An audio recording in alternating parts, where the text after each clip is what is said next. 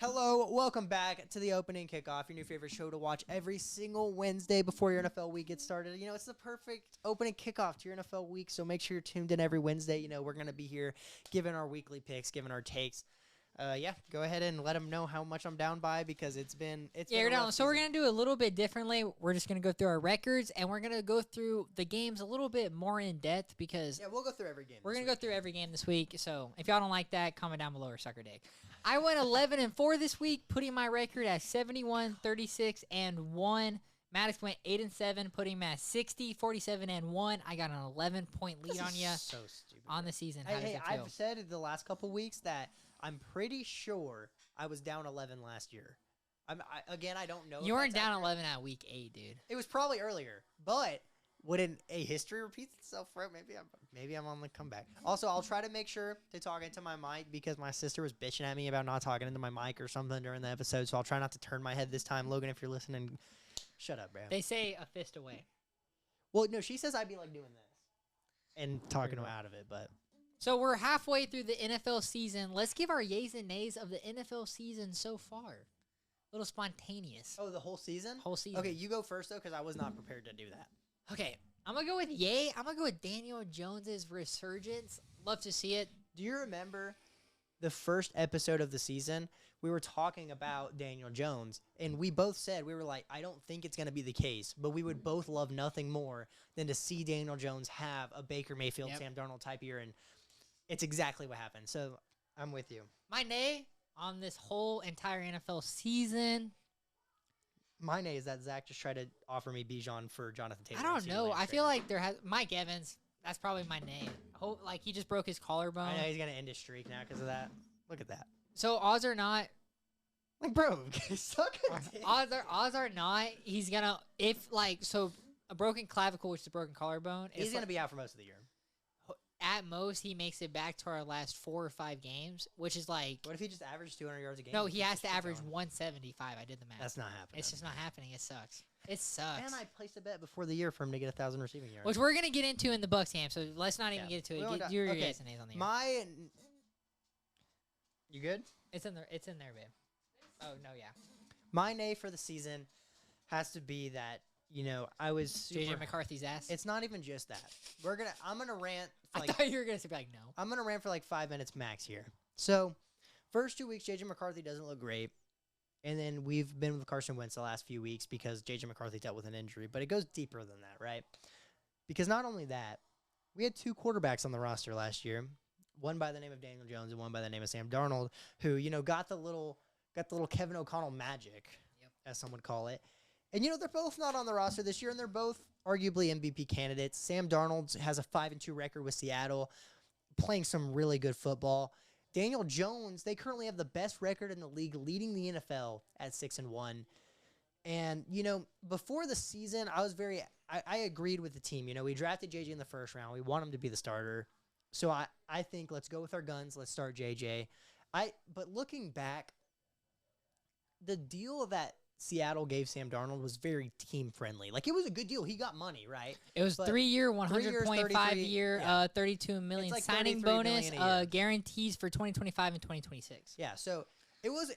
with hell incentives, apparently. So to put it point blank, we could have afforded to give him that deal. So what's funny is I just looked this up, and apparently, according to ChatGPT, the Minnesota Vikings could not afford Sam Darnold's projected market value at an estimated $40 million per year. The reason we couldn't is because we signed a bunch of free agents this offseason. So if we did sign Sam Darnold, we probably don't get some of the free agents we got. We maybe don't get Jonathan Allen, you know, some of the other free agents we got this offseason. But with the way Sam Darnold's playing and the way he played last season for us, like, we could have, let's say we signed him to a 3-year deal, very similar to Seattle.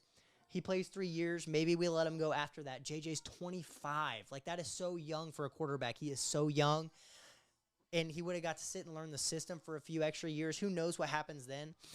You know, and even if it just sucks watching 2 quarterbacks that were on our roster last year. The thing is, it's mainly Sam Darnold, because if we would Daniel Jones, you could have guessed. If we would have announced that Daniel Jones is going to be our starter going into the year, I would have been like, what the fuck are we doing? This is stupid. But how would that have happened? Because he wasn't ever giving enough first team reps to like. You know what's crazy?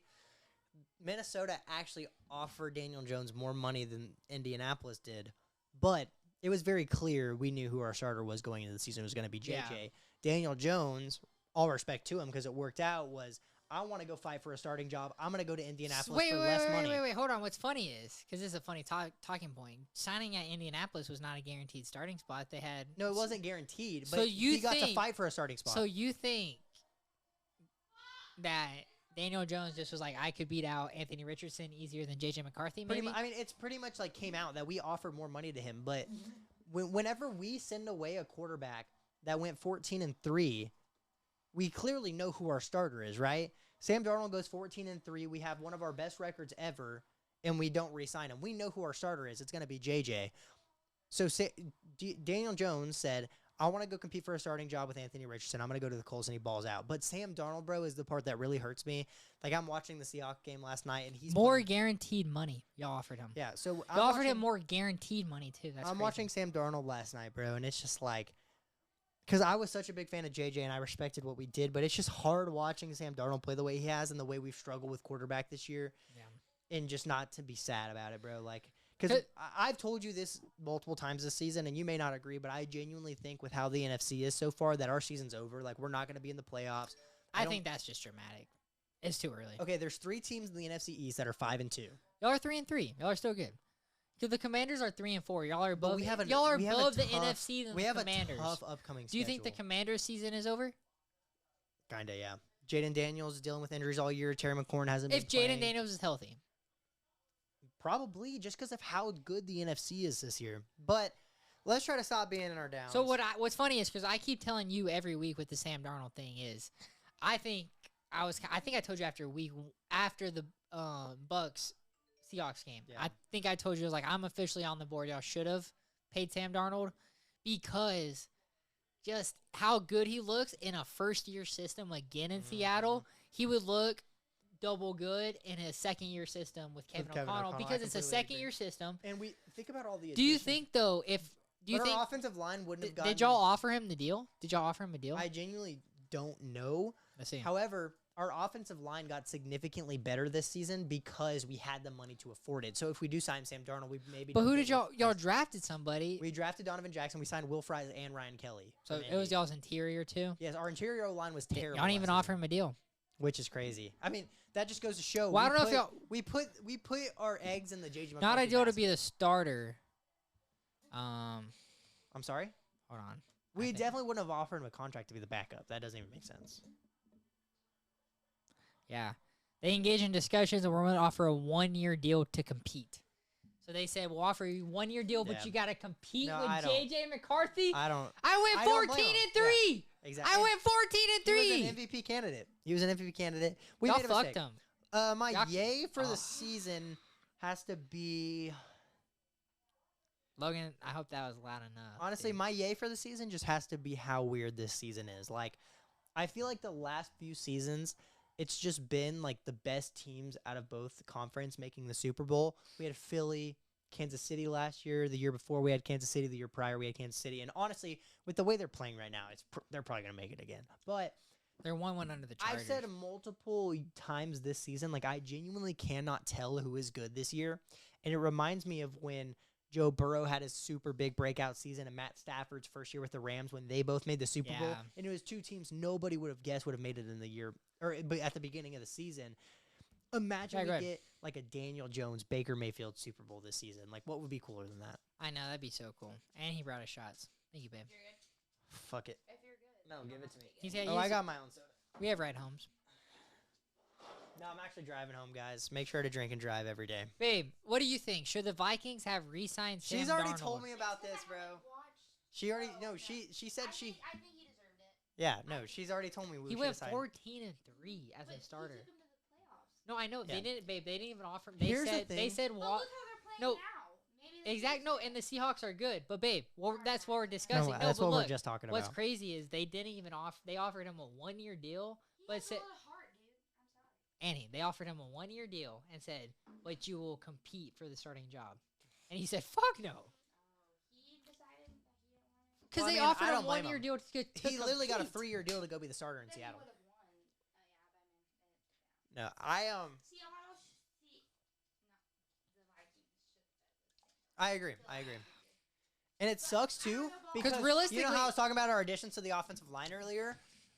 We have not had all 5 of our starting offensive linemen play the same game one time this season. We have not had all of them on the offensive line a single time all season. dude. Oh my God, Maddox, y'all are paying Jonathan Allen a guaranteed $23 million a year over the next 3 years.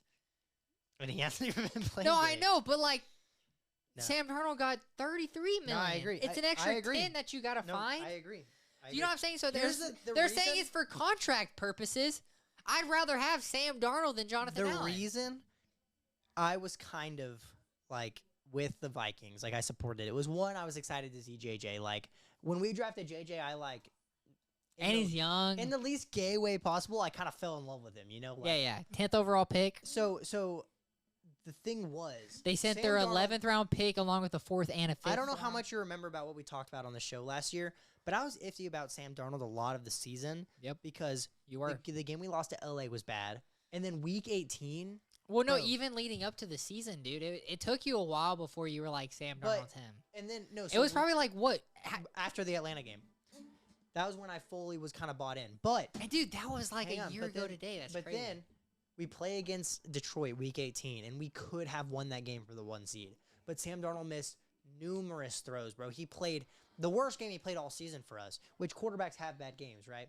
But then he carries that weight into the next game against Detroit, holds onto the ball like an average like 9 seconds of play, which isn't the actual stat. I'm just making up a number. Yeah. And he took the most sacks that has ever been recorded in a playoff game that game because of how long he was holding onto the ball. That's crazy. I didn't know that. And so it was hard. It was kind of a recency bias thing. Like when you perform the way everybody said he played himself out of $10 million because if he wins that game against Detroit and we get the 1 seed and then we go on and play the Commanders in the NFC Divisional, we probably have a chance of winning that game. And Sam Darnold probably signs for $45 million a year with another team. And he played himself out of a bunch of money. So it was hard for me to put my eggs in that basket whenever he performed the way he did at the end of the season just because of recency bias. But after seeing how he's came out of play with Seattle, like He tied it with Joe Burrow. And against the Bill, Joe Burrow had the same thing in 2022. That's crazy. I didn't know that. But yeah, y'all should have paid. We're him. kind of deep diving, so we can get off the topic because it's honestly depressing me too. So Well, Dude, we can get into the game. I just depressed myself so bad, bro. Yeah, y'all should have paid him, bro. Y'all legit. You know, like Lennon, when I'm watching Sam Darnold last night, because I picked the Texans to win that game originally, because the Texans defense is no joke, bro. And Clint Kubiak, not all props, but heavy props to him. I've always liked him. He's been a great OC, but like even if you're a great OC, like he was the OC for the Saints last year, and they struggled at the end of the year after the way they started. Like they look good as fuck with Sam Darnold, bro. Like it's. I want to change it. Let's get into whatever's next because I can't talk. Well, about it anymore. we're gonna cap through the games real quick. Let's start off Steelers Bengals Unk Bowl.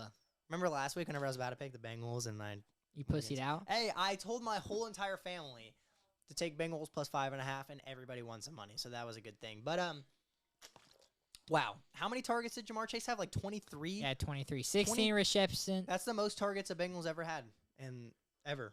That's great. It was the third most targets ever by a Put receiver. up a Jalen Hurts stat line unless he's playing against the Vikings. Yeah, 16 receptions, 161 yards, and a touchdown. Oh my goodness, bro. Joe Flacco went 47 passing attempts, which is crazy. 342 Bro, and T. 3 Higgins touchdowns. had a great game too. T. Higgins had a touchdown. He could have had another touchdown, but honestly, I want to give big props to T. Higgins for sliding there because I know, like, as football fans and as football players, you know you're supposed to go down there, but there's been like the Amonra podcast.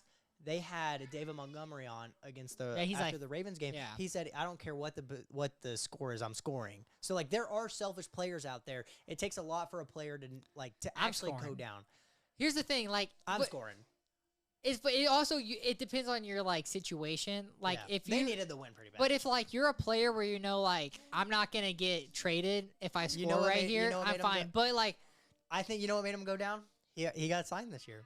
He already got paid. He doesn't need the touchdown on his stats. true. But honestly, no, what a game, bro. My favorite play of the game.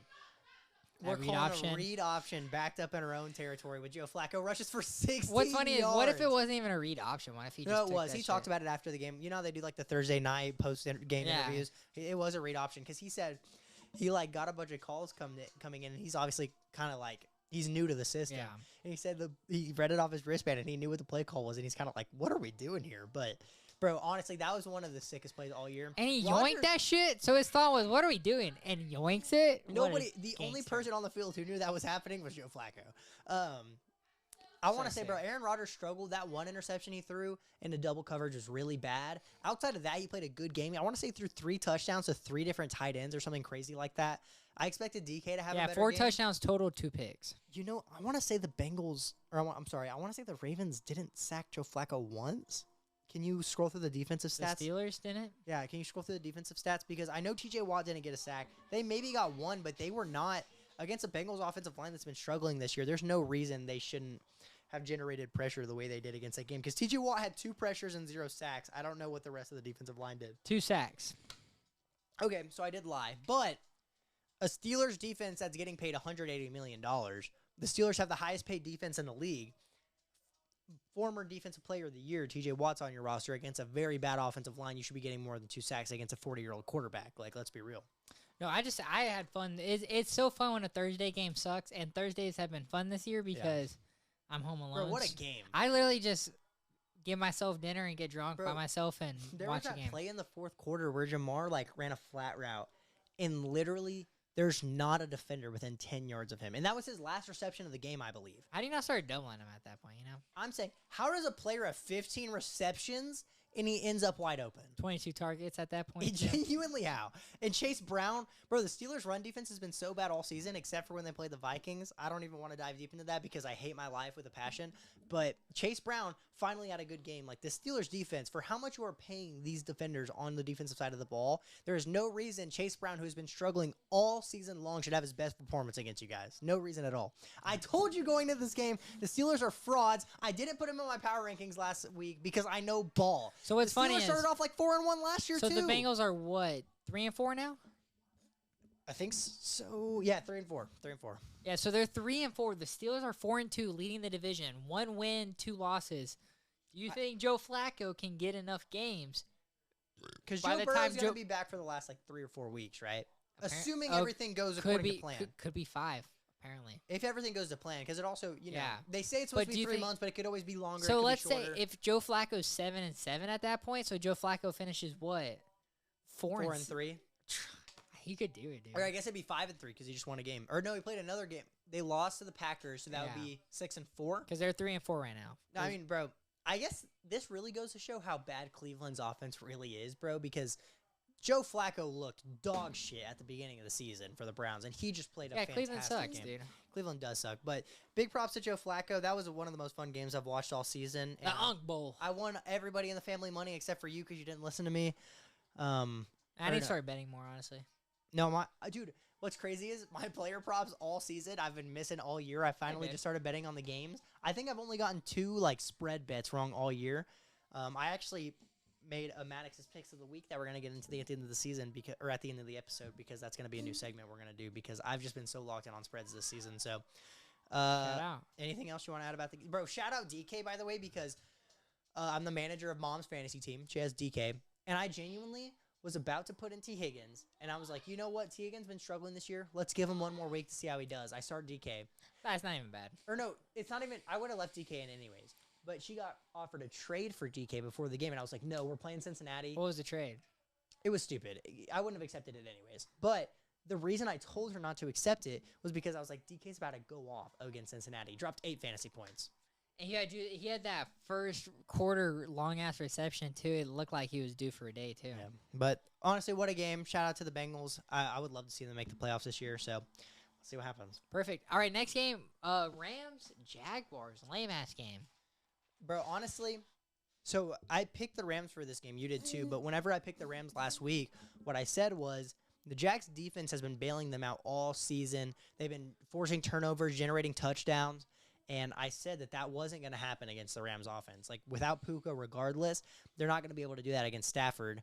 And, last week, or 2 weeks ago, I'm sorry, they scored a defensive touchdown against the Chiefs. Against the Niners, Eric Armstead forced a late fumble after they already generated, 3 turnovers that game. I knew it wasn't going to happen against the Rams because their offense has been struggling. They got away from the run game this game, obviously, because they're down 21-0 in the first half. When you can't generate a run game and your defense can't do anything at all, you're never going to win a football game. Matt Stafford throws for 5 touchdowns, which, by the way, most underwhelming 5 touchdown game I've ever seen. Like, not Yeah, to diss for Matt sure. Stafford, but I think his longest touchdown pass of the game was like 3 yards to Devontae Adams. But you know, it's the first ever 5 passing touchdown game ever in London, and there's been over 60 games in London. Wait, what was? Over 60 games have been played in London. That's the first ever 5 passing touchdown game ever in London. That's not that good. I mean, five I mean, touchdowns. that's a lot. Five But in touchdowns. 60 is a lot, games, yeah. I mean, that's a pretty cool record to set. I mean, the London guys probably love Stafford now because they haven't. Bro, all the London games are always so shit. Like, I'm glad we got to see It the was good cool to players in see Travis Hunter get his first touchdown. He went off 8 receptions, Super 100 yards, a touchdown. It sucks seeing, like, bro, so going into the draft and the season, I was personally a fan of Travis Hunter more on the defensive side of the ball. And we got, I don't know if it was Greg Newsome or somebody else guarding Devontae Adams on the goal line. Like, let's get Travis Hunter in there because he's probably the best corner on the They only team. played 12 to 14 defensive snaps. Against Yeah, the and I think he Rams. got like 1 pass breakup the whole game. Like, I get he's balling out at receiver, but bro, our defense is getting our asses No kicked right defensive now. snaps in the first half either. Yeah, and it was 21-0 at the first half. Like, Travis Hunter, in my opinion, is a better talent at corner than he is receiver. And even though he's Appar- balling out at receiver, like, let's get him on. I know they have Liam Cohen, so they're supposed to be an offensive team. But this season, they have been a defensive team. Let's get our talent that we traded up On to the defense. 2nd overall pick. Let's get him on defense where our team is playing better. We need help in the All I secondary. gotta say is, because you know me, I'm a Liam Cohen guy. I like Liam Cohen. I wish we would have. Dude, his offense is shit this year. It He's is shit calling a this shit year. offense. Bro, Brian Thomas, I've been waiting for him to just bounce back all season. But I don't know think if what's funny is I don't think it's a Liam Cohen problem, but I don't think Brian Thomas. motherfucker needs to learn to take a field goal. Like, yeah, there were multiple drives, Dude, especially going into the half. Going to the half 3, first drive of the half, they got it. It could have been 6-21 if you take your field goal. Rather than it being a 3 possession game, it's a 2 possession game. Yeah, I kind of get when it's the second half, but when you're going into halftime, Take your field goal the every day first of the thing that week. comes into my mind is Get the- points. No, the Vikings one time were down 33-0 against the Colts. Going into halftime, we kick a field goal, we come back, make the greatest comeback of all time. I'll kick right? the field goal in that game, going into half. Yeah, to make it It 33. wasn't 33. It was 30-0 at that point. So we made it 30-3 going into half. Really? And y'all kicked the field goal? Yeah. I didn't know that. But it's not That's even crazy. just it's like That you shows gotta- you though. Take your have to fucking get- points. you don't always have to take your points, but when you're down 21-0 and you're struggling that bad, you need points on the board in general. Like, you need points on the board. So take your field goal, Liam Cohen. I've honestly been disappointed in Liam Cohen this season. Trevor Lawrence, I've been waiting for him to be what he was supposed to be coming He's out not of the college. guy, and it sucks because they gave him a 5-year deal, so they're stuck. Maybe with him. he's gonna be one of these guys we see go to a different team, and They gave him a 5-year deal, dude. He's stuck with them I for know a while. they are stuck with him. But it's just like, I wasn't a fan of Doug Peterson, but Doug Peterson was supposed to be their head coach coming out of Philly, and then Liam Cohen was supposed to be the next guy, and we're still seeing Trevor Lawrence struggling. So it's like, at this point, who do we even point the finger at? Probably Trevor Lawrence. But they also have been dropping passes all season. Brian I agree. Thomas drops a ball. Ass. What's funny is, every but game. what Trevor Lawrence is, and this is just like a deep personal like vibe that I get is, I think after he got that contract a year ago, He got comfortable. he got comfortable, and I think he's like, I'm that guy. His whole life, he's been that guy. Yeah. Can you yap a little bit more about the game so I can go piss? Yeah.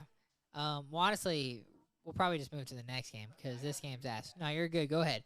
So yeah, I think Trevor Lawrence has just been told he's that guy constantly, and I think that's just kind of turning into a problem where maybe that's studying his film studying and all that. You never know. Like, that could just fuck with his preparation. So I think that's the only point I was getting to. But I'm a Trevor Lawrence guy, so I don't want to shit on him. Next game of the week, we got Eagles-Vikings. You know, Maddox sucks. His team sucks. He wishes J.J. McCarthy was good. So yeah, Jalen Hurts, 19 of 23, 326 and 3 tuds. Saquon Barkley continues to disappoint my fantasy team. Devontae Smith constantly bails them out in a shitty pass game. Anytime you get a fucking cornerback 2 on Devontae Smith, it's game over. Are you talking about the Vikings game right now? Yeah, but dude, Devontae Smith is the best wide receiver 2 in the league, no doubt. Because constantly, I don't know. no, he makes you pay. He makes you pay when you guard him one. I will say I Guys, disagree, No, though. no. Every time I watch an Eagles game, Not they- this season. no, they leave Devontae one-on-one. He wins. I do not think Devontae Smith is the best receiver 2 in the league. He might You be. know who doesn't Oh, get- he make it probably, honestly. Well, no, I think T. Well, yeah. Higgins. I think T. Higgins is better. Yeah, probably. That's But fair. you know what receiving? We'll dive more into the game, but this is a off-topic thing. I was actually thinking about this like in the shower today. people always talk about best receiving duos. You know what team has been getting left out all season that I think might just be the best receiving duo in the league? Giants? It's the Dallas Cowboys. George yeah. Pickens, when CeeDee Lamb was out, played like a receiver one. He played like a receiver one for Pittsburgh last year. Holy shit, that receiving duo is insane. Yeah, I agree. Anyways, Good point. we're on the Vikings game now. You know, if you're new here, we got a Minnesota Vikings fan right here. God forbid I picked another team whenever I was younger. Holy shit. I hate this team with a passion. Adrian Peterson. Let's dive into the notes I have for this game. Perfect. Well, pull up your notes real quick. Carson Wentz, 26 of 42. By the way, Carson Wentz should never throw 42 pass attempts. But when Jordan Mason is averaging 3 yards a carry, I mean, what else are we 3.8 yards supposed a to do? carry, yeah. So, first note of this game is Carson Wentz is Satan. Obviously that's a stretch. He's been playing decent most of the season, and he had a good line looks he had a pretty good second half. The O-line looks bad. It didn't look terrible this game, but this Not is the good, healthiest though. our O-line's been all season, though, and it playing that way is not a good sign. But Yeah, that is true. so Carson Wentz had a 3-play series, 3 plays in a row. This is what happened. He threw the pick six, terrible interception, threw pick six. We get the ball back, obviously, because they scored a touchdown. Very first play of the drive, Carson Wentz throws the ball out of bounds backwards for -8 yards. Very next play, throws another interception. So 3 plays in a row, we have 2 turnovers and a -8-yard play. Carson Wentz, I opened Twitter for 1 second during this game. The only tweet I see is "Get Carson Wentz off my team." I close out Twitter. This is the first game in a while where I was able to sit here and say we finally were able to stop the run. I said going into this game, Saquon's about to rush for 200 yards against us. We let Quishon Judkins run all over us. We let Bijan rush for over 100 yards. How are we going to stop Saquon? Saquon rushed for like 40 yards this game. Yet, A.J. Brown and Devontae Smith combined for over 300 receiving yards. That we let them convert multiple 3rd and longs. 4th and 4, A.J. Brown was at when he caught his first deep bomb touchdown, and then we give up another 3rd and long to another A.J. Brown pass. Why is it 3rd and long with Brian Flores on our side of the ball, and we're giving up 3rd and longs? Our defensive line could not get pressure. Dallas Turner honestly pisses me off because going into the draft, my favorite pass rusher was Jared Verse going into the draft, and we take Dallas Turner before Jared Verse is even off the board. We could have had Jared Verse on the team, former defensive player of the year, is balling out this year. Bro, I hate Dallas Turner with a passion. He missed a sack on Jalen Hurts and gave up a huge play. Bro, and Jordan Addison. Hold on. I gotta tell you something so funny. So what we were just talking about before, because I had a plan. Yeah, no, go ahead. No, what were you just saying? Something real quick. I said A.J. Brown and Devontae Smith combined for 300 yards. What was just out of your mouth? Oh, that we should have drafted Jared Verse instead of Yes, Dallas Turner. Dallas Turner has been very underwhelming, so that is disappointing to see because he was a first-round One pick. of my notes is that Dallas Turner is starting to look like a miss. So I just looked up high ankle sprain, right? So I just looked up ChatGPT, like why isn't he playing? Just because they're worried about the high ankle sprain. Patrick Mahomes in that AFC game against the Jaguars had a high ankle sprain, proceeded to win a Super Bowl. Joe Burrow in a 2023 preseason game had a high ankle sprain, missed 6 weeks. Oh, well, shit. Dude, Mahomes is him then. Fuck Mahomes. Tua missed 2 to 3 weeks. Jalen Hurts missed 2 games. So high ankle sprain Aaron Rodgers in 2018, 1 week. I So sadly think we're just scared to throw JJ out there, bro. because like JJ, realistically, if y'all needed him, he'd be out there. You know what I'm saying, dude? Mahomes, bro, missed 0 games and played on a high ankle sprain and won a Super Bowl. That's crazy. So let's dive into some more of these notes. So, like I said, we finally stopped the run, but it just doesn't matter because Jalen Hurts threw for a perfect passer rating against us. He did.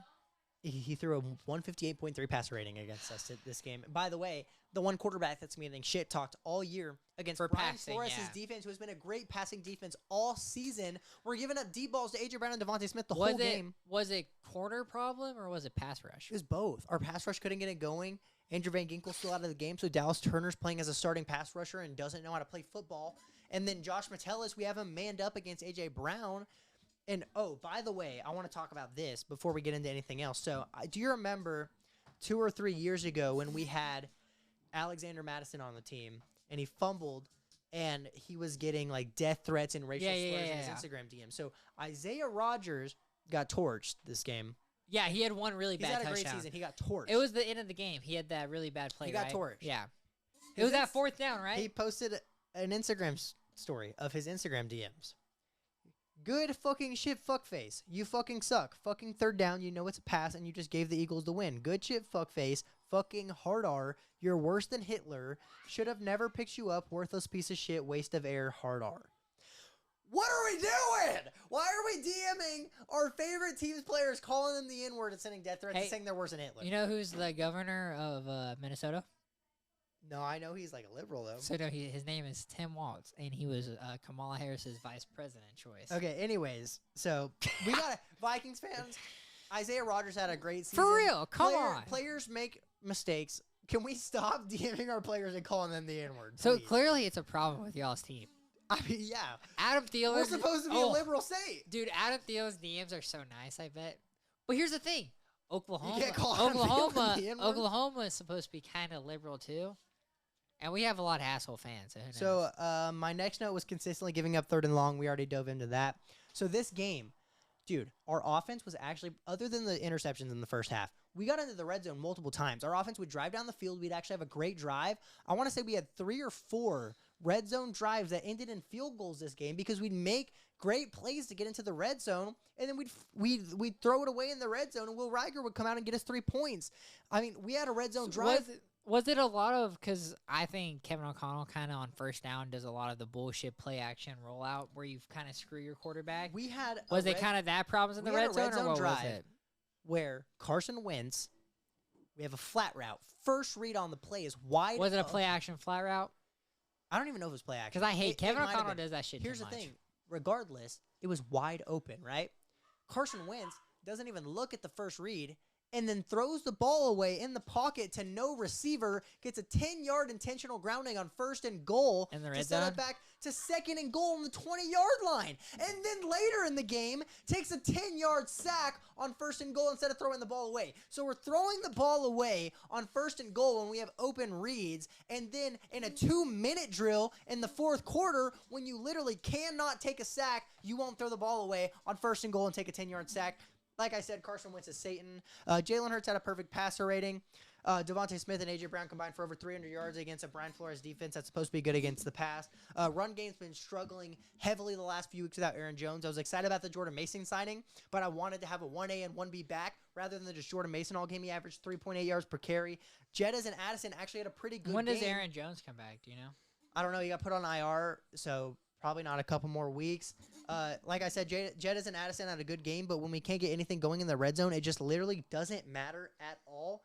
And then the only thing I haven't talked about yet this game was the Hawkinson catch in the end zone, where Hawkinson came out and said that every ref on the field told him that it was a touchdown. Oh, apparently the earliest he could return is this week. So Hawkinson, I don't know if you saw the Hawkinson catch in the end zone. So Hawkinson catches the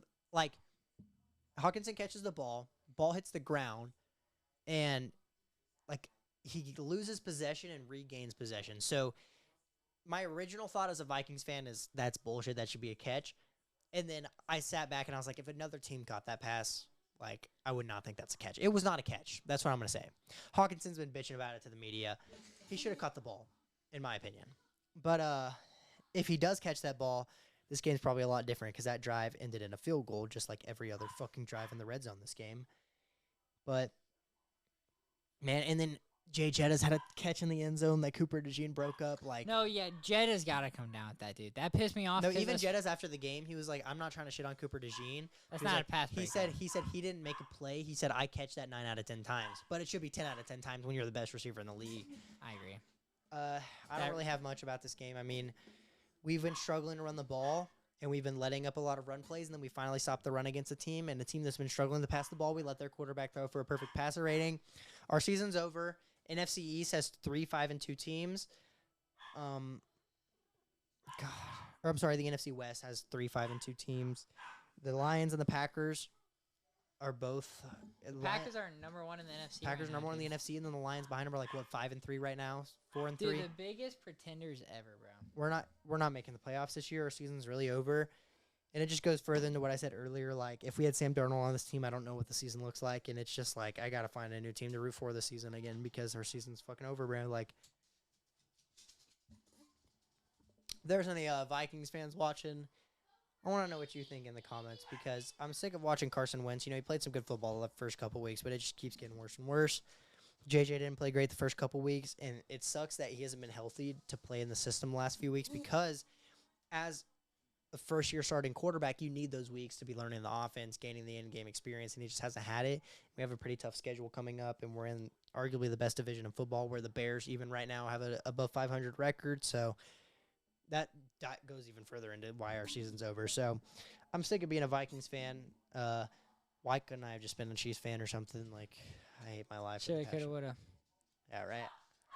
That's all I have for this game. If you have anything you want to add, go ahead. But No, sir, like, I'm I just trying to wanna get die. all this shit set up. Patriots Titans is the next game we got written down. Drake May continues to ball out and have a great second year. It kind of shows you Gerard Mayo kind of fucking sucks as a head coach. Drake May broke the all-time Patriots record for completion percentage. You know who used to be the quarterback for the Patriots, Lennon? Tom Edward Brady. Brady. No, stop. Drake May is already out here breaking some of Tom Brady's records. He's been an MVP candidate this season, playing fantastic football. We know what's going on with the Patriots. They've been playing great all year. Shout out to Mike Vrabel for the revenge game. Holy shit, the Titans are the worst team in the league. I don't even care that the Jets have no wins. They are worse than the Jets. If the Jets play the Titans, I would pick the Jets to win. Yeah, I agree. The Titans fucking suck this year, dude. And the interim head coach they hired is not much better. Well, the thing is,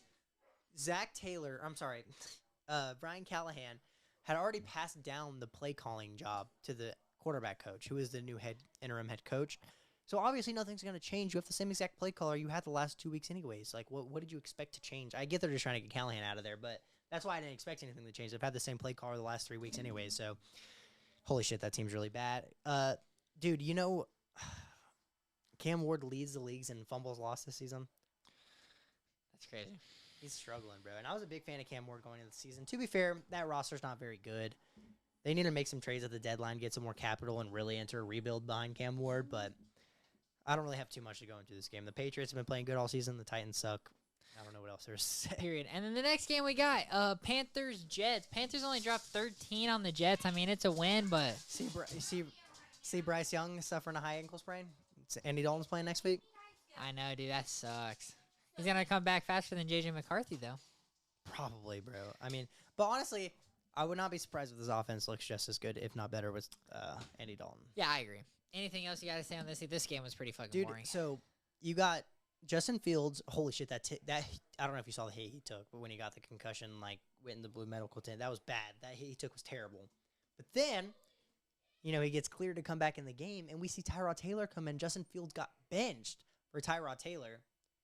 And you got the owner after the game in an interview talking shit about his quarterback. Like, and also, I hate Aaron Glenn with a passion. Same exact thing as last week. Going into the half, you have the opportunity to try to put some points up, and you sit there. He sucks. You sit there and watch the clock run out.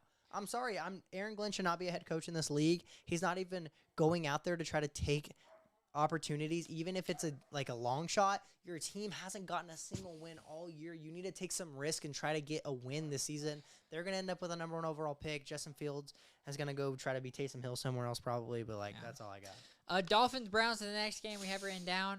This is honestly the only thing I have to say about it is this kind of broke my heart. Is I have defended Mike McDaniels all season, and Quinn Ewers had his first ever drive as a starting quarterback. You see, he got upgraded to QB2 above Zach Wilson too. Oh, he did. So he proceeded to walk off the field after his first ever drive as a quarterback, walk up to his head coach to have a conversation, and the head coach proceeded to ignore him and acted like he couldn't see him. I didn't even see that. That's crazy. No. I did see Mike McDaniels. Pissed me off. And I've been defending Mike Daniels, dude. That shit shows me you're officially checked out. That's your backup quarterback who you drafted. Yeah. Mike McDaniels was a part of drafting that guy, a part of developing that guy. Fuck you. You're being a bitch at that point. Fire him. There's a bunch of conspiracies right now about saying Mike McDaniels has been drinking again or something like that.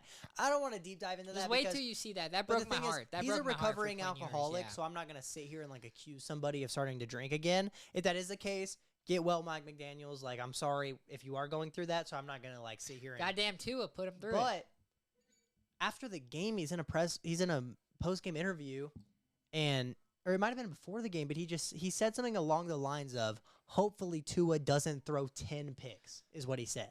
Really? I didn't see that. Bro, the culture is so gone in Miami. When Mike McDaniels first started there, the culture was so high. Everybody loved him. and it's just slowly fading away over time, and it just got to the point where he's going to be canned by the end of this week, I believe. By the time this episode's out, he's probably You think fired. he's done? I texted you during the game. He's going to be jobless. He maybe has one more game in him, but it's just like, bro, Tua's averaging – he's literally throwing 3 interceptions every game. The defense looks terrible. Tyreek Hill is already injured all season. You have one good weapon on This is the the worst offense team in and the don't want NFL, to- probably. It's been bad, bro. Like, it's been really bad. Sorry, Zach. Yeah, sorry. All right, next game, Saints Bears. Spencer Rattler revenge game did not go as planned. Let's read Spencer Rattler's stats. 20 of He threw 32, like 2 or 3 interceptions. 233, 2 touchdowns, 3 INTs. He has only thrown 3 INTs all season and proceeded to be against this game. Caleb Williams had a pretty rough first half. Bro, his last few games, like, they've been winning, but Caleb Williams has not been the reason. It's been the run game and Ben Johnson that has been winning. Yeah, these for sure. games. DeAndre Swift, 19 carries, 124 yards, 1 touchdown. That's a really good yards per carry. Wow. No, he's balled out the last couple 6.5 weeks. yards He's per honestly carry. Holy saving shit. Caleb Williams' ass right Dude, now. and their backup, too, had 13 carries, 81 yards, averaging 6.2 No, yards Ben per Johnson's carry. run game is literally saving Caleb Williams' ass right now. Like, there's no reason. Caleb Williams has struggled the last few weeks, but they're getting wins, which is good for them. I hope they stop winning because they're in my division. But I don't have too much to say about this game. I mean, a pretty good team that's been on a heater right now beat a pretty bad team that has been losing all season. Spencer Rattler, this is probably his worst game all year, but he's still been beating expectations for most of the season. So I'm happy to see that. But I would have liked to see Spencer Rattler get his win against Caleb Williams. That would have been pretty I agree. funny. That would have been cool to see. I picked it, so. Dude, you would have been down way more. You would have down way more. Because, like, it's not 1, it's 2 because, like, of how it evens out with us, I think. Yeah. Okay. Well, no, I picked the Bears, so it would have been 1. Well, next is Raiders Chiefs. Not much to say besides. All I have to say is Pete Carroll's ass should have stayed retired. Geno Smith sucks. Geno Smith fucking and it shows you. You know what? You know this quarterback resurgence that Baker Mayfield started. It's true, but don't get greedy and go to another shit fucking franchise, Yeah. you dumbass. So 2 stats I would like to say from this game, and it's the only thing we have to dive into. Actually, 3 things. One's not a stat. One's pretty cool, though. But 1, the Chiefs had more touchdowns this game than the Raiders had first downs. That's hilarious. Second, And they only had 3 touchdowns. So the Raiders only had 3 first downs? the Chiefs had more first downs than the Raiders had offensive snaps. And I want to say that the Raiders had the least offensive snaps in a game in NFL history. I Really? heard that somewhere. I'm Let me not look sure it how up. accurate that is. You can fact check that. And then I want to ask you about something after you look that up because Well, ask me right now or I'll look it up. so, or it's not even asking. One of the coolest things I've seen was the Patrick Mahomes play where they're trying to get him to jump off sides, and he's like, "This fucking it's never such a great works." play Bro, call. that's Such a great I've play been call. wanting to It's see so something like smart. that forever. That was awesome. I'm happy I got to see that. If that's not true, somebody lied to me because I did read that on. I'm trying to find it. Let's see if ChatGPT can figure it out. I want to say they had 30 offensive snaps this game. Just ask them what the least amount of offensive snaps in an NFL game ever is.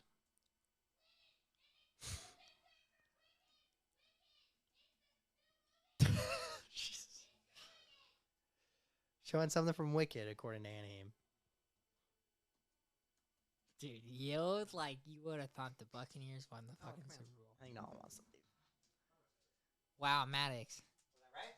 Well, no, it said the Washington Commanders had 43 snaps in a game of the Vikings a few years ago. And I think the Raiders had 30. You might be right. I couldn't figure it. ChatGPT is just bugging because that's such an in-depth stat, but that's crazy. Well, we'll get into the next game. Potentially one of the games of the week. Colts Chargers. Bro. Great game.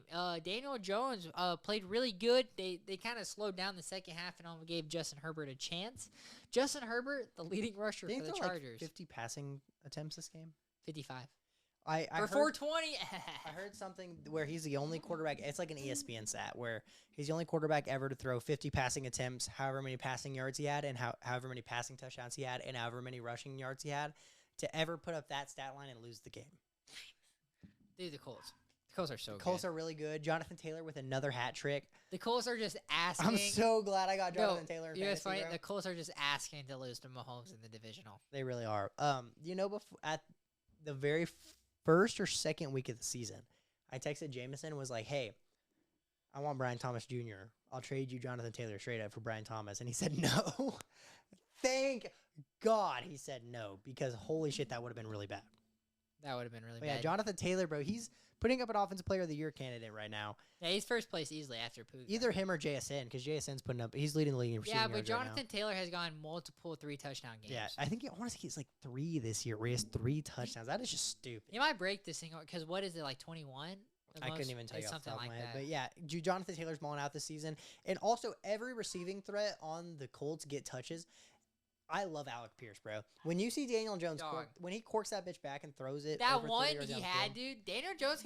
Daniel Jones has the same throwing motion on a long throw as Sam Darnold, where they like, Yes, exactly. where they like, And it looks like a fucking cannon. Every bro. time it's going that far, you know it's Alec Pierce every time, and he always comes down with it, bro. Honestly, shout out to the Colts, bro. I've been so happy to see the season they've been having. Shout out Jonathan Taylor, great fantasy pick. Shout out Got him- Daniel Jones. got him in, That's like, the third or jersey. fourth round too. If I don't make you buy me a Bucks white jersey because you didn't buy me one for my birthday because you hate me, I got you a Bucky Irving jersey. Cry about it.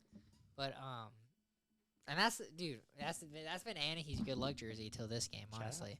But I'm gonna make you buy me Daniel Jones jersey. Giants Broncos. Daniel Jones, or sorry, Jackson Dart almost had a great comeback and then proceeded to get more comeback. Bro. So you mean to tell me I picked the Giants to beat the Broncos? They're up 19-0. Here, okay. This is something I've said multiple times on this show this year. So the Giants are up 13-0, right? They score another touchdown. And they're going for 2 to make it 21-0, as if that's going to fucking matter. They don't convert. Even though their kicker has been struggling, kick the PAT and go up 20-0. How about that? How about that? That Because they had to I go for agree. 2 at the I end of the agree. game. It They had makes to- me so They had to mad. go for 2 at the end of the game Don't even later start on and didn't convert, and that's the reason the Broncos inevitably won this game. That Theo Johnson touchdown was one of the coolest things I've ever seen in my life. Deflected pass breakup, and it lands in Theo Johnson's hands, and he takes it for a touchdown. That was sick. But, bro, how do y'all sell this game? Like, y'all get the ball on the 1-yard line for free because of one of the worst calls I've ever seen in my life. Not only should you not be calling a pass interference there, if anything, that was offensive pass interference. I literally watched the Giants receiver, like, tackle Riley Moss.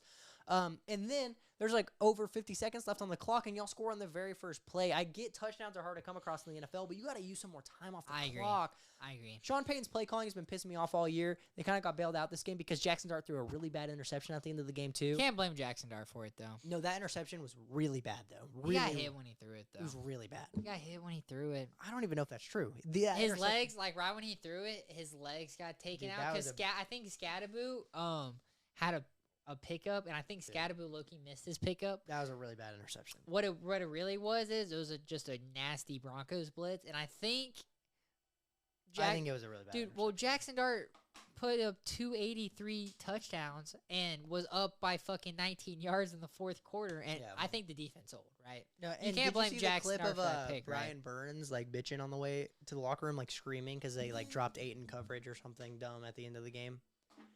I guess on that game-winning drive that the Broncos had. They dropped 8 in coverage, and he was mad. So yeah, because Brian Burns. He would have rather him have sent more people to try. I mean, to you get really should be sending pressure in a situation because they Wow. had no timeouts. So Brian Burns is walking to the locker room. He's literally yelling to himself. He's like, dropping 8 in coverage. Like, what are we doing? Blah blah blah. Which is kind of real. That's so But funny. bro, this just pissed me off because I picked the Giants. It's not. They're up 19 points. After the Theo Johnson touchdown, I stopped paying attention to the game. Like I was watching whatever other game was on at Yeah. the time, and I look back, I fell asleep. bro. I look back and the Giants are losing the game. Like I don't even understand what was going on there. I don't have any The more to say. mimosas Fuck caught the up to me Giants. by that game. No, I had to stay awake off the mimosas because of the Vikings game. That's so real. All right, Packers Cardinals, another game that almost panned out, kind of where you're like, fuck, I should have picked them. But dude, the Packers continue to get these lucky ass But games. Micah Parsons put the team on his back this game. He bro. did. Jordan Love, 19 of 29, 179, 1 touchdown. Here's my hot take. I don't give a fuck. Most overrated quarterback in the NFL. I don't give 2 shits. Doesn't have a receiver 1 on his Not top 10. entire roster. He's not top 10. Doesn't have a receiver 1 on He's his not roster. top 10. I think, Arguably the worst receiving core in the league. I could name 15 quarterbacks better than Jordan Arguably the Love. worst receiving I think core I in can the name league. 15 Hang on, quarterbacks. arguably the worst receiving core in the league has made the playoffs 2 years in a row. All right, Joe Hang Burrow on, name a quarterback in the NFL with the with- worst receiving with the core? worst. No, not just that. With the worst receiving core in the league, or sorry, with the worst receiving core that could take his team to the playoffs 2 seasons in a row. Name one. Oh, you got Bo Nix this season. Bo Nix receiving core is better. They don't have a single receiver better than Cortland Sutton on that roster. Yeah, you're right. You're right. But I can name 15 quarterbacks better than Jordan Love. That's for And I damn bet sure. they all actually have receivers on their roster. Dude, I don't care. I don't care. I don't care. I'm sorry. Jordan Love needs to prove me wrong. He needs. Here's the thing. He needs a receiver on his fucking roster. You know who proved me wrong? Jared Goff. I was a notorious Jared Goff hater. Now I'm a Jared Goff Okay, glazer. you want to dive into Jared Goff? He has top 5 running back in the league, best running back duo in the league, a top 5 receiver on his roster, a top 5 receiver 2 on his roster, he a doesn't top 5 consistently tight end make on his roster, bad and a top 5 decisions. offensive line. It's easy to make good decisions when you have a clean pocket every single play and one of the best receiving cores in the league. I think Jordan Love's a too top cocky, 10 tight end bro. in the league and the best running game in the league. I think Jared Jordan Love's Goff too can go for play cocky. action, and every player's going to fall for it because they have the best run game in the league and one of the best offensive lines in the league. Jordan Love's a little too cocky, bro. Bro, I like a quarterback that's going to take shots. Fucking sue me. But guess what? It's easier to take shots when you have receivers on your roster. The best receiver on Sam this roster. Darnold's better than Jordan Love. That's okay, but Sam Darnold's playing insane football this year. And y'all could have kept him. guess who Crazy. Sam Darnold has on his team? He has Jackson JSN. Smith and Jigba. So you legit think if you put JSN on the Packers, Jordan Love is the best quarterback in the league, or Not the what? best quarterback in the league, but he's easily top 10. I think he still is top 10. Doing what he's done the last 2 seasons with no receiver. The best receiver on their roster is who? Jaden Reed, who's been out all season. Who's next? Romeo Dobbs. His best receiver is Romeo Dobbs. Who's gonna put up numbers in that system? Nobody. You are making great I'm arguments. supposed to hate this team. I want I you know. to keep that in mind. You're making great arguments. This is a team I'm supposed to hate. You are making great arguments, but they have Josh Jacobs, so you have to like counter in that run game a little bit. Like they have I mean, yeah, but every Josh other team Jacobs, that top has a 5 run game back. also has weapons. Ravens. They don't have. Okay, he's not Lamar Jackson. I've never said he's Lamar Jackson. Lamar Jackson is like a top 2 quarterback in the that league. was the closest. I was just trying to think of a team with a good running back. And guess shit what? He receiving still has core. more weapons than Jordan Love does. Zay Flowers is better than any of the receivers on the Packers. Rory Dow is better than Zay Flowers. That is so stupid. You don't even believe that. I was trying You to don't even believe I that. tried to read for you. But Well, anyway, yeah. Sorry. Jacoby Brissett 2 weeks in a row has played better than Kyler Murray in the system, bro. Kyler 25 Murray's and cooked. 36, 279, 2 tuds. Kyler Murray's cooked. He's so cooked. You think they're done with him after this season? Probably. They have to eat like $50 million in cap if they give Dude, they're him up. 2 and 5 too. Like they're on pace to get a good draft pick too. They're If really they give low him in up the this NFC. season, they have to eat like $50 million in cap. But we've seen teams do something similar the last couple seasons. They got a lot of I cap, love too. Kyler, and with how the NFL has been the last few seasons, I'm not going to write him off whatsoever. But when it comes to Kyler Murray in Arizona, it's not happening. And Marvin Harrison Jr. is a bust at this point, bro. Also, to be fair though, I started Marvin Harrison in fantasy this week. I swear every throw Jacoby Brissett threw was a bullet right on the money, and then every time he targeted Marvin Harrison, he either got called for PI or it was a terrible throw. So that shit was pissing me off. But I mean, bro, Yeah, only 2 the catches. offense looks significantly better with Jacoby Brissett in the system. Like That's crazy to think. And when Kyler was playing, he had James Conner. Jacoby Brissett doesn't have James Conner. That's crazy. Next game we got written down is your casual game of the week. Commanders Cowboys. Your ass. I'm not a casual, okay? Debo, I didn't know he was going to be out whenever I picked them. Debo gets announced that he's out before the game. And then the Commanders are competing, and J.D. Daniels goes out. And then Marcus Mariota comes in and throws an interception. I'm not a casual, but Dak, Kind of casual. bro, Dak is playing some MVP football this season, bro. He is, dude. 21 of 32, 64, and 3 tuds. You know, Javonte Williams? Sorry. Dude, I ain't shut- trading you him, Maddox. I know you I was a want him. big fan of Javonte when he No. was on Denver. No, let me finish my Okay, sentence. hold on. I was a big fan of Javonte when he was on Denver. And then I thought he was going to bounce back from his injury. And then after he didn't, I hated Javonte Williams because one time I bet on him and he got -1 rushing yards in a game. Because you shit on him coming to the Cowboys. I did not think it was going to work out for him in Dallas. He completely Because I proved me wrong. remember in fantasy, I was like, oh shit, Javonte's still here. That's a good pickup. And you're like, nah, he ain't going to do shit. No, he proved me wrong. I'm willing to admit I was think completely we- wrong about like Javonte that's Williams. a conversation we had, right? No, I was Something like completely that, right? wrong about Javonte Williams. I will completely. Dude, and they're using him as a full workhorse back. I love to see He it. was balling out this season, bro. Yo, like I said earlier. Dude, imagine they just didn't pay him and just kept Rico Dow. Like, jeez. Or imagine they had Micah Parsons on this team right now. They might be at the top of the NFC East. Yeah, dude, legit. Honestly, 3-3-1. You know, dude. they had this game. This was the best their pass rush has played all season, keep in mind. They had 1 more sack than Micah Parsons himself had this week. They had 4 sacks this game. Micah Parsons had 3 against the Cardinals. He had 3 against the Yeah. Cardinals. They could really use a guy like Micah right now, bro. Dak is literally playing MVP football. And what really upsets me is Dallas fans, casual Dallas fans, real Dallas fans know what's up. Casual Dallas fans like our stepfather, We need to get Chris on a They're- pregame. I genuinely can't do that. I can't do You're, it. you're like, I I'm good. can't do it.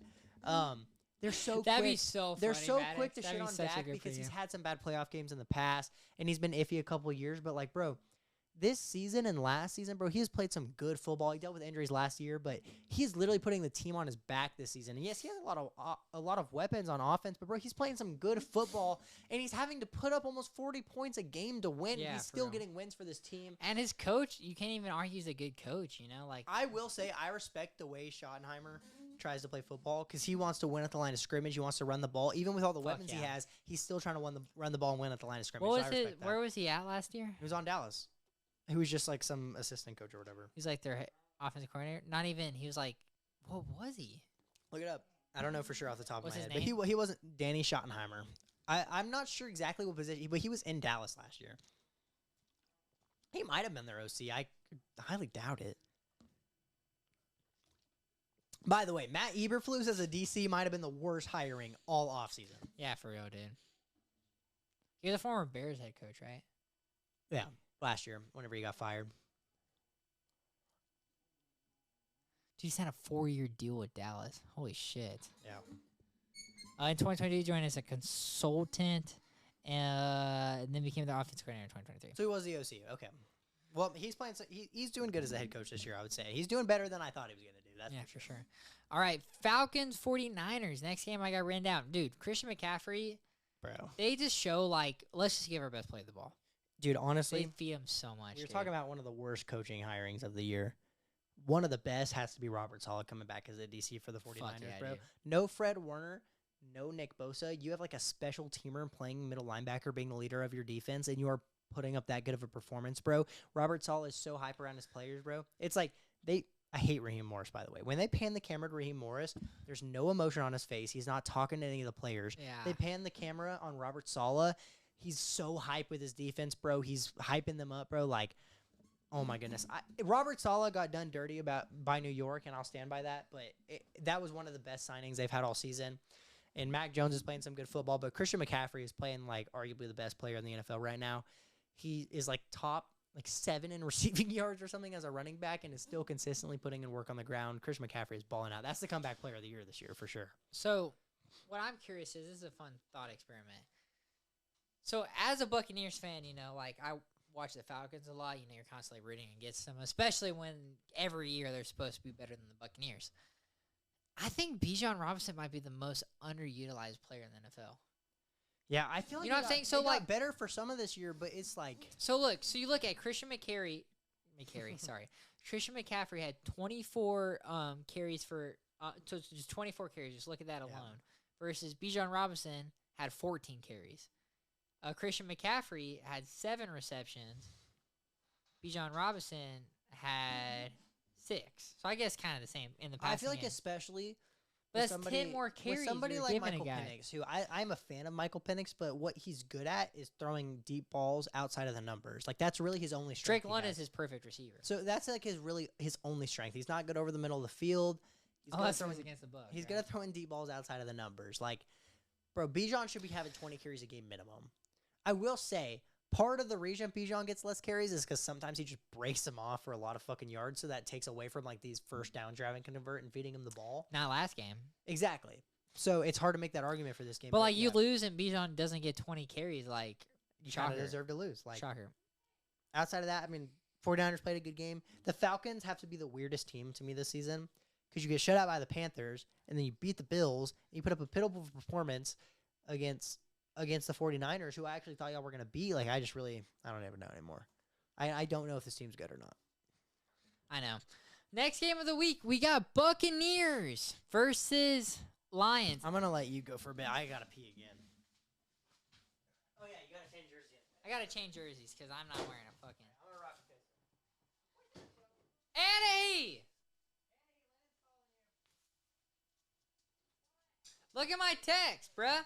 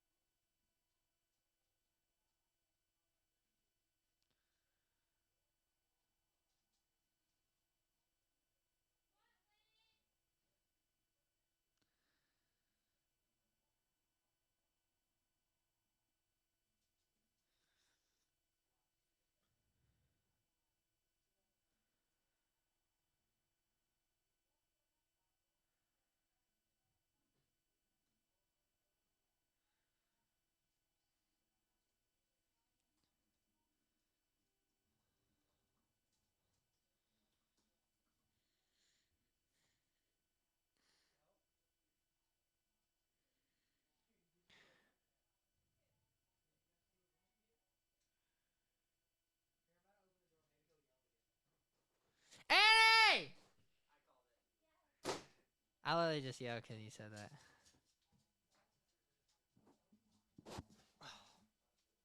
See my text, bruh?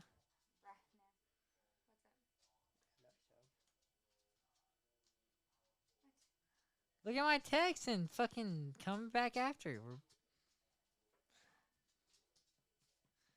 Dude, this is really annoying. I'm trying to pull up this Twitter thread I saw today, and it's...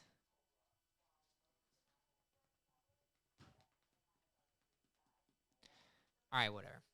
Alright, Buccaneers versus Lions. You said you're gonna need a 20-minute rant for this. Yeah. I'm gonna sit back and listen. So basically, you could call it Lions versus Buccaneers. Sorry. Buccaneers versus refs is what I meant to say.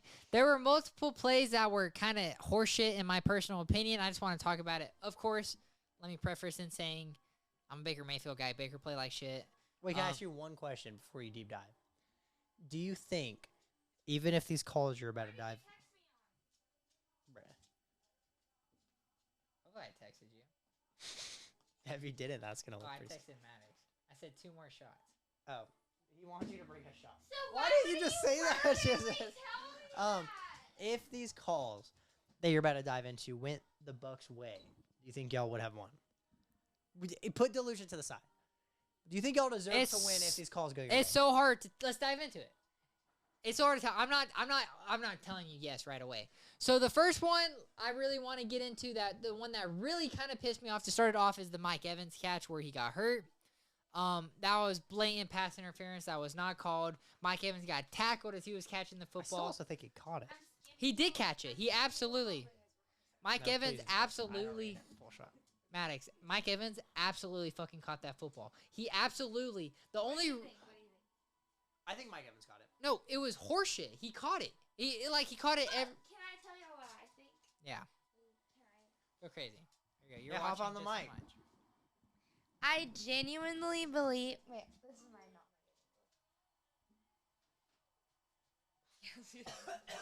Oh no! God. Wait, this isn't. Where's? Why is the camera not facing this way? No, it's just there's multiple cameras. Look at the bottom. Okay, Go ahead. I genuinely believe Mike Evans had no business being in that game. I believe they should have let. We're gonna lose this game regardless if he was playing. Oh, no, I thought you were... No, we were gonna lose that game regardless if he was playing or not. Let him get more healthy for the game when we need him towards the end. That's how I feel. The only problem... Do you not agree? Why was The he only- in there? The only problem... If Becca can play, he's a youngin. No, I'm just kidding. The only problem with that take is that the injury he suffered during this game, or the injuries, Wasn't were the same injury he was playing completely with. had nothing to do with the injury he had before. Yeah, but He broke his collarbone and got a concussion. Because he got tackled as he was catching let me tell a you what he football. said. And you know what Let me pissed me tell off? you No. what he said. No, And he I'm said gonna that tell was you. a hospital I'm gonna ball. tell you. Maddox, and he tried to say that was a hospital ball. No. I'm telling you, Mike Evans wouldn't be getting hurt if freaking he didn't have to do fucking flips and tumbles to catch Baker Mayfield's outrageous passes. Did you not just see him? He was doing gymnastics trying to catch that. Bro, there was pass. one really Bro, bad. you're- There was a bad throw on I'm third down. serious. Maddox can attest that was Every not a single hospital pass ball. that we had That to throw do- where he got hurt was not a hospital ball. He got tackled as he caught it and still caught it and broke his collarbone. That was serious. Annie, isn't it crazy though? He has Wait, to literally hold do on. flips and tumbles to Wait, catch all right. the ball. I'm Hold on, we gotta move on, babe. All things, all jokes. You're gonna get yourself We beat gotta move tonight, aside. Andy. But babe, what did I say right when Mike Evans got hurt? What did I say? What did I say the injury was? Collarbone, but I literally instantly knew, dude. I knew. it's all Now Baker that call, I agree with you. I all think Baker Mayfield and that call, I agree with you. I think it's hard to overturn the call of a no catch. I do think it was blatant pass interference that No. should have been called. No, they reviewed it, Maddox. They No, but reviewed I'm it while he was saying hurt. With the call on the field being an incompletion, it's hard to overturn it. But I Yeah. think it should have been PI, and you can't review penalties. Yeah, for sure. So, so that obviously There's pissed one me call off. I'm waiting for you to bring up that I actually. The next one is let's go ahead and get into the K-Dot interception. So do you genuinely think that was an interception? I want you to think about it this way, like what I had to do with the Hawkinson catch. No, yeah. So if it was my team, so what bugs me is right is that they called it a catch. On field, it was called a catch. Okay. What? To I me, thought all the Lions players were celebrating. no, they called it a catch on field. They called it Kate Otton's ball on. Because I was watching it at There the was bowling not- alley, so I had no audio. There was not undisputed evidence, in my opinion, to give it to the Lions. Here's the thing. That one, I kind Do you of think it was an interception, but it shouldn't have been overturned as an interception since the call on the field was a catch? Is that what you're trying to say? fair. That's not maybe what I'm saying, because I think it was an Here's the thing. interception. Okay, let's just say this. Two players are both fighting for a ball. One of them comes up with the ball. So one of them does stand up with the football. How else do you kind of call it? Is kind of how I I don't think see it it. has anything to do with who stands up with the football. It's I just who think- drops with possession. But I it's, think who you has say that, possession but Mike first. Evans dropped with possession. No, and- but I agree that Yeah. Mike So- Evans. So here's my standpoint.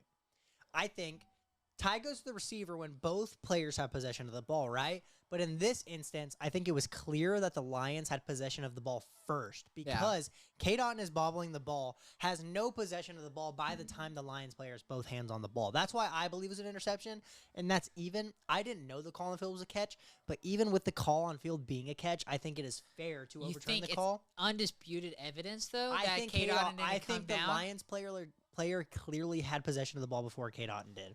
What's funny is, when you texted me, that was horseshit. And then I texted you. I said, I'm not even trying to rage bait. I think that was an interception. I looked at Mom. I was like, I should not have texted Lennon that. Like, I was like, that was so. I don't think What's funny is you started typing and then deleted your message and didn't respond. And I was like, I should have just went along with him. Like, No, that's I so- wasn't mad at you. I was just mad at the world. So no, that definitely is. But the one I want, the Kate Otten play, I think we need to get into, which I think is probably the biggest piece of horseshit I've ever seen, is that Kate Otten fourth down conversion. So basically, Dan Campbell the challenge. Yeah, Dan Campbell challenged the fumble. So he challenged that Kate Otten fumbled. He didn't challenge. Oh, yes, I did see this. He did Okay, not yeah. challenge if Kate Otten got a first down or not. He challenged if he fucking fumbled. And the refs did a double review and reviewed if it was a first down or not when the call on the field was a first down. That's a load of horseshit. That's not how the fucking Yeah. game works. Like, literally, I even looked it up. This morning as I was prepping for this episode. What a load of horseshit. No, I and saw you that. literally saw, you look up Gronk memes where it's like, oh, the Chiefs knowing you can illegally look Wow. at horseshit. And one, you can tell me indisputed evidence that Kate Otten didn't have possession. You cannot tell me indisputed evidence that ball was not this close to the fucking first down marker. And even if it wasn't, that wasn't the challenge. It wasn't the challenge. One. And two, why the fuck did we not see the AI measure? This close-ass measurement that we're seeing all the time that I don't fucking like, that I Because the hate. ball wasn't technically spotted in the. No, they fooled it because we were short. Why didn't we see it on screen? They have the technology in every football to show us whenever where it there's is. a review, there's no point of putting the AI measurement on the board anymore. The time the AI measurement comes in is whenever They don't know it yet, I like, guess. if it was right after the play, that's when you bring in the AI measurement. However, I'm not disagreeing with you. So on the you're fact- thinking maybe they saw the AI measurement, they didn't show it, maybe? No, I kinda don't even type think they deal? saw it. I think the only time AI measurement comes into play is whenever They're the play, looking for the it? play just happened and they're looking for it. However, I think what happened was they're reviewing the play, and through the review they saw, hey, maybe he didn't get a first down. Load of which, horseshit. by the way, I'm agreeing with you is not how that should work. Crucial fourth down. If the challenge is that the receiver fumbled the ball, you should not be able to overturn the first down call. You should only be able to overturn whether it's a fumble or not because the call on the field was the Yep. first down. If they said, hey, if there's no challenge and they said, we're pausing the game to review if the receiver gained the first down or not, then that's different. But the challenge on the field was whether he fumbled or not. You shouldn't be able to go back and be like, hey, we looked at the review and I agree with you. That was stupid. Load of horseshit. The Load of only horseshit. And call- especially, Maddox, that, Yeah. like, you couldn't tell me that Kate Otten right there, they called it a first down on field, Maddox. You cannot tell me where he's standing out unless if you give me a measurement that the AI, that's what I'm arguing with the AI measurement.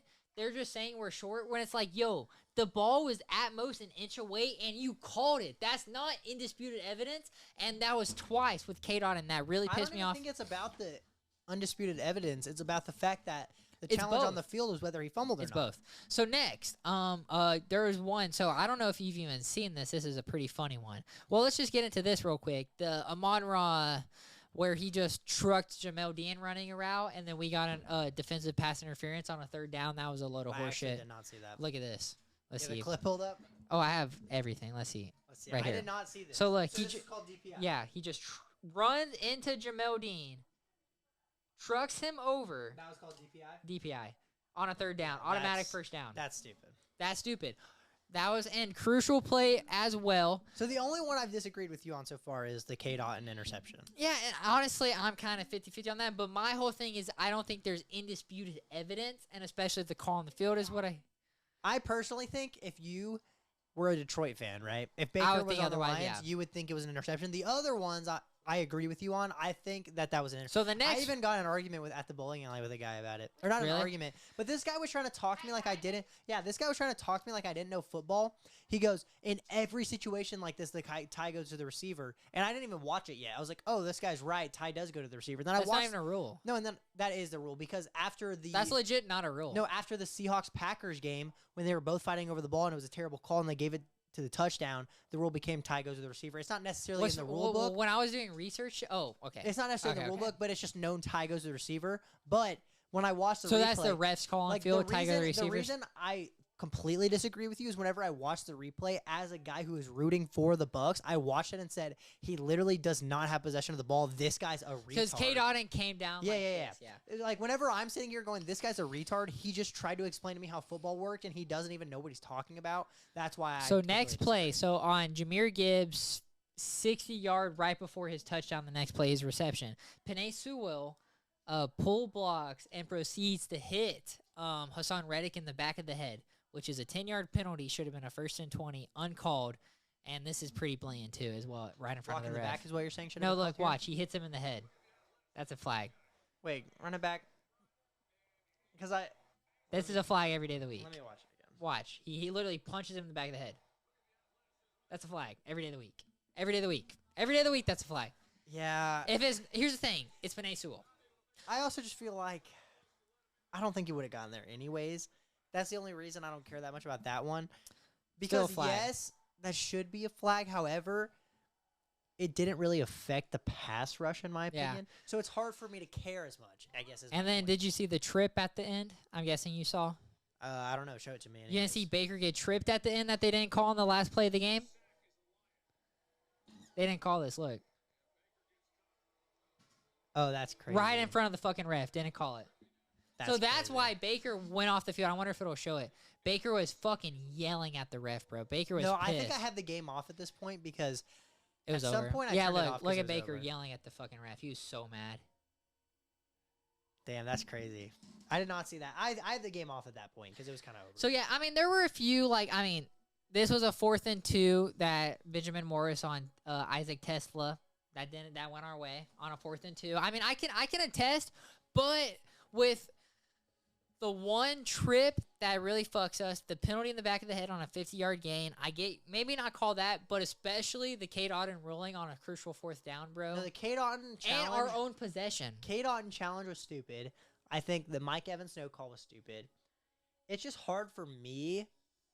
The reason I guess Dude, Maddox, tell me, how the fuck is that not a first down? How is he not at the first down undisputed? Like, even looking at it, like, how the fuck is that not a first down? It's not even that. That blows my brain that even if they review it, how is that not a first down? Look where it is.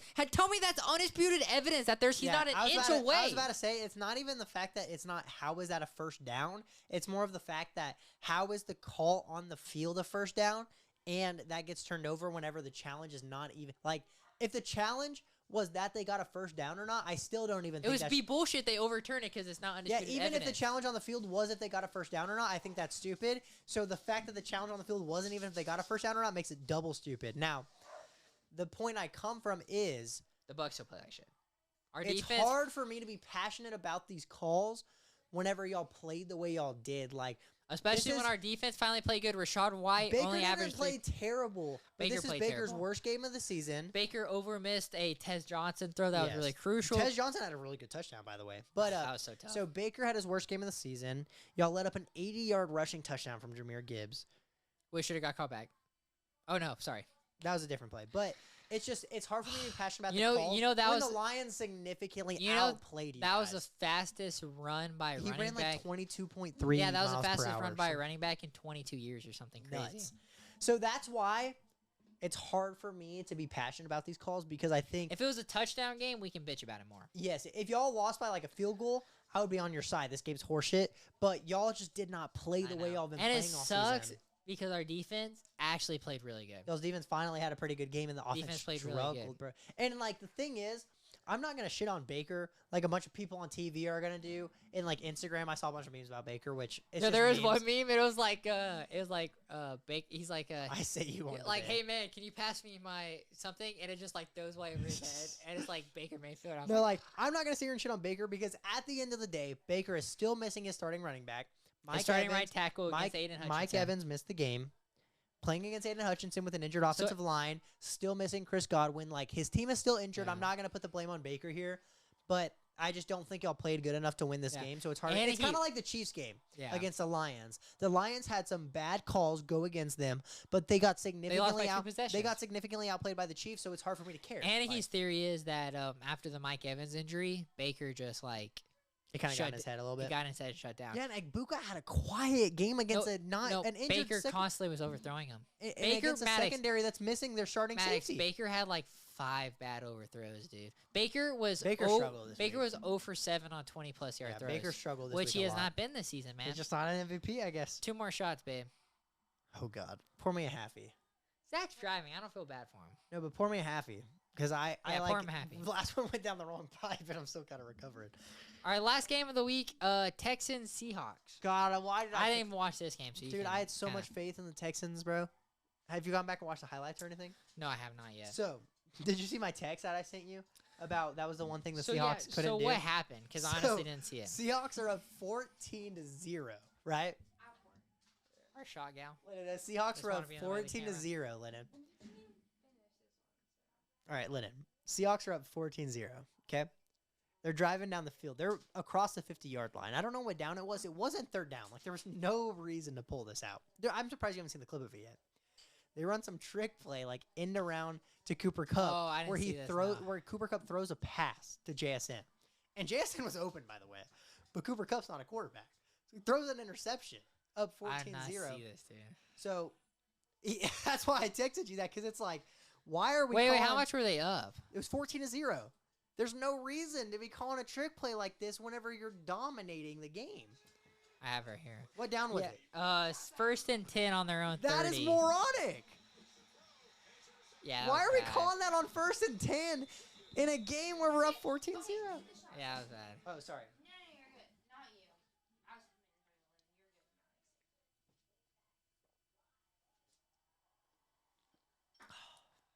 You're good. But anyways, I'm starting to really worry about CJ Stroud. Yeah. Offensive line still hasn't been great against a very good defense, but dude, I really thought that the Texans were going to win this game because they were coming off a bye, 2 good games in a row for them. Morale was high. I really thought they had a chance of winning this game, but bro, CJ Stroud just did not play great. 23 they of should have had a 49, safety. 229. I don't know if a you've seen it touchdown, yet. So 19. there's one play where I'm sorry, guys. This is the one game I have not watched highlights on there's yet. 2 really weird plays on this game. One of them, Texans fumble, right? Seahawks recover, run it into the end zone. Fumble on the 1-yard line, gets recovered by the Texans in the end zone. Originally gets called a safety, and I'm sitting there thinking, why is that not a touchback? Gets overturned, Texans get the ball, right? So on the 20? Yeah, or 25 or whatever I believe it is. so. I don't even know if they ended up calling it a touchback. They might have ended up calling it an incomplete pass. Okay. But CJ Stroud had another play that should have been a safety. So they should have had 2 safeties realistically this game, or defensive touchdown on top of that. Dude, the Seattle's defense is so good Lennon, this year, CJ dude. Stroud ran backwards into the end zone, right? Gets sacked in the end zone, and his body momentum is going backward. Like, he's running. CJ Stroud with Nico Collins and then going for slants. So CJ Stroud, Lennon, his momentum is going backwards into the end zone, gets tackled in the end zone. It's called a safety. Gets overturned because of forward progress on the 1. How does a player have forward progress if they are running backwards? Can you explain that to me? Do you know the answer to that question? Where he started before he ran backwards. No, because he started on like the 10-yard line and ran backwards into the end zone. It was like a 5 to 10 yard sack where his momentum is completely. He's literally. All right, so running. wait, so hold on. I'm trying to look it up on X and I can't find it. So C.J. Stroud was on his own. Like, the center was on the 10. C.J. Stroud was on the 5 and shotgun. Was he under center? I don't know exactly what yardage they were on, but they were not like on backed up in the goal line. Like it was at least the 5 or 10 yard line. C.J. Stroud's momentum is completely going backwards into the end zone, and they ruled a sack with forward progress. Is it this one?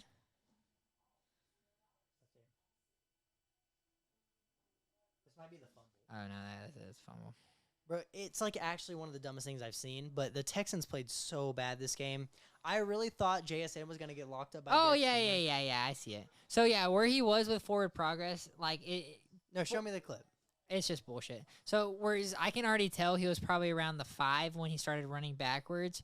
Look at his body. He is running backwards. There's no forward progress. Forward progress is where you start running backwards, though. So, like, That's stupid. it's dumb. That's stupid. Yeah, but Anyways, though, that's why safeties like that just Derek don't. Stingley had 1 interception this game, and I saw a bunch of memes like Derek Stingley getting 1 interception to cover up his pitiful performance because Jason was just torching Jason him cooked him, the bro. whole game, bro. Jason's Cooked a him. top 5 receiver in the league. He might be Like, number. There's no argument. He He's leading the league in receiving yards. He might right be now. number 1 right now, dude. I He's so can't good. put him above Jamar Jetta's, in my opinion. It's like, but what's crazy is it's like how. Obviously, I'm not saying this for a fact, but like we got Jamar Chase and Justin Jefferson who are just so objectively talented. How long until we can like Puka and JSN till we're like those are the best? The two? reason You know what I'm saying? it's really an argument is Jettas has consistently put up numbers with mid quarterback play. He's had J.J. McCarthy and Carson Wentz this year, and we can go back to previous years. You already know about all that. And then Jamar Chase had the Triple Crown last year. He's playing with backups all season this year, still putting up numbers. Like Jamar Chase, like when it comes to like Jamar Chase, there's really not anything that Jason's better at than Jamar Chase, in my opinion. Like I feel like personally, dude, I've never said this out loud before. If I wasn't a Vikings fan, I might think Jamar's better. be on the side of Jamar Chase being better. But when it comes to logic and not just bias, when you look at quarterback play the last few years, I think it's really hard to argue that Jay Jettas isn't the best receiver in the league with the stats he's continued to put up with mid-quarterback play. He played 9 games 2 years ago with Josh Dobbs, Nick Mullins, and a little bit of Kirk Cousins and put up over 1,000 yards in 9 games. Yeah. How are you not the best receiver in the league? But that's completely off topic. Bro, I said last episode, I think the Texans are going to make a push and probably sneak into a wild card spot above the Jags. I think neither team get a wild card spot at this point. I was wrong about the Texans. You don't think the Jags sneak in at 4-2? No. Or are they 4-3 4-3 now. I don't think Yeah, the Jags. I don't think the Jags that's sneak in. rough. Because they were 4-1, 2 in a row. See, that's what it's so crazy where it's like you're 4-1 with 2 losses in a row. When you're getting your yeah. wins off the defense bailing you out consistently, you're never going to make the playoffs like that. I'm yeah, sorry. for sure. Let's go ahead and get into your prediction for Thursday Night Football real quick. You're going to get a drink real quick. Well, Thursday Night Football, Vikings versus Chargers. Who do you got winning? Man. So, last week, we were playing against the Eagles, right? And what I said last week was the Eagles are probably going to win, but out of hope, I'm going to pick Minnesota. This week, I think this is a coin flip of a game. Chargers have been playing good football, but they're super injured on the offensive line. Even though we struggled last week, this is still a good defense. I'm not saying our defense is bad because we had one bad week. That happens to every team, okay? I think we can win this game. I picked the Vikings. The Chargers' offensive line is super injured right now, but they're missing both their tackles. Mekhi They're Becton's missing back. their backup tackle, too. Exactly. Another tackle got injured. Both their running backs are injured. We've struggled against the run this year. I think we'll be able to stop the run against not very good running back play. And if our passing defense can play the way we've been playing most of the season up until we played against the Eagles, our defense should be able to generate turnovers. We should be able to get them to punt the ball to us, and our offense just needs to work, bro. They're missing Khalil Mack. The Chargers don't have a very scary secondary. I think with our threats we have on the offensive side of the ball, if Carson Wentz cannot go on a 3-play series where he throws a pick six, gets -8 yards, and then throws another interception, if he can just manage the game and and Jordan Mason can average more than 3 yards a carry, there's no reason we should lose this fucking game. If we lose this game, I'm rooting for a different team this year. But yeah, I picked the Minnesota Vikings because there's no way we lose. There's no way. Please tell me you pick the Chargers so I can get up a game because we're going to win this game. You're so funny. I do have the Vikings, but if JJ plays, I want to switch to the Chargers. We announced that Carson Wentz playing. Should I just should I just change to the Chargers? You're that confident? No, but you said that if JJ's playing, you want to switch. But JJ's not playing. We announced So yeah, Carson Wentz to start. I'm gonna rock with the Vikings. Fuck it, we'll rock with the Vikings. Do we need it? If we want, Do you want me? Are you that confident? Here's the thing, I'm down to change, but you're down, so I want to play fair to you.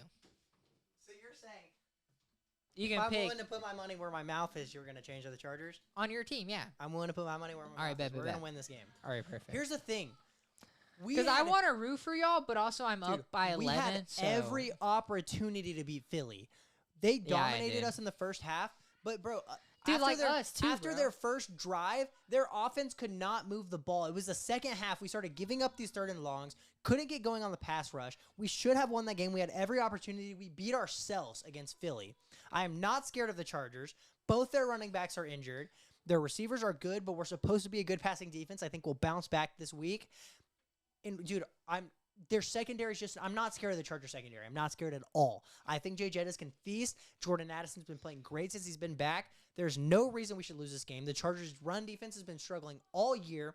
Jordan Mason should finally have a decent game, and even if he doesn't, let's just throw the ball every down. Let's let Carson Wentz manage the game, and hopefully he won't take a bunch of sacks and then only throw the ball away when he doesn't need to. We're going to win this game, and you're going to be down a pick. The Vikings need to win this game, or I'm actually going to enter a depression. So you're taking the Chargers? I'm taking the Chargers. Just because it's gonna be so sad. You're gonna watch this game on Thursday night. Be bowling. You're gonna have to deal with dumbass drink things. Average of 140 in bowling. Average of 140. The Vikings lose, and you're down 12 picks, and you're gonna lose your parlay. I'm done with parlays. I'm just betting on games now. I'm not. Well, you're betting. probably gonna bet on. Actually, the no. I'm gonna make like a $1 donation. Do you bet for, on the Vikings if you think they're gonna win?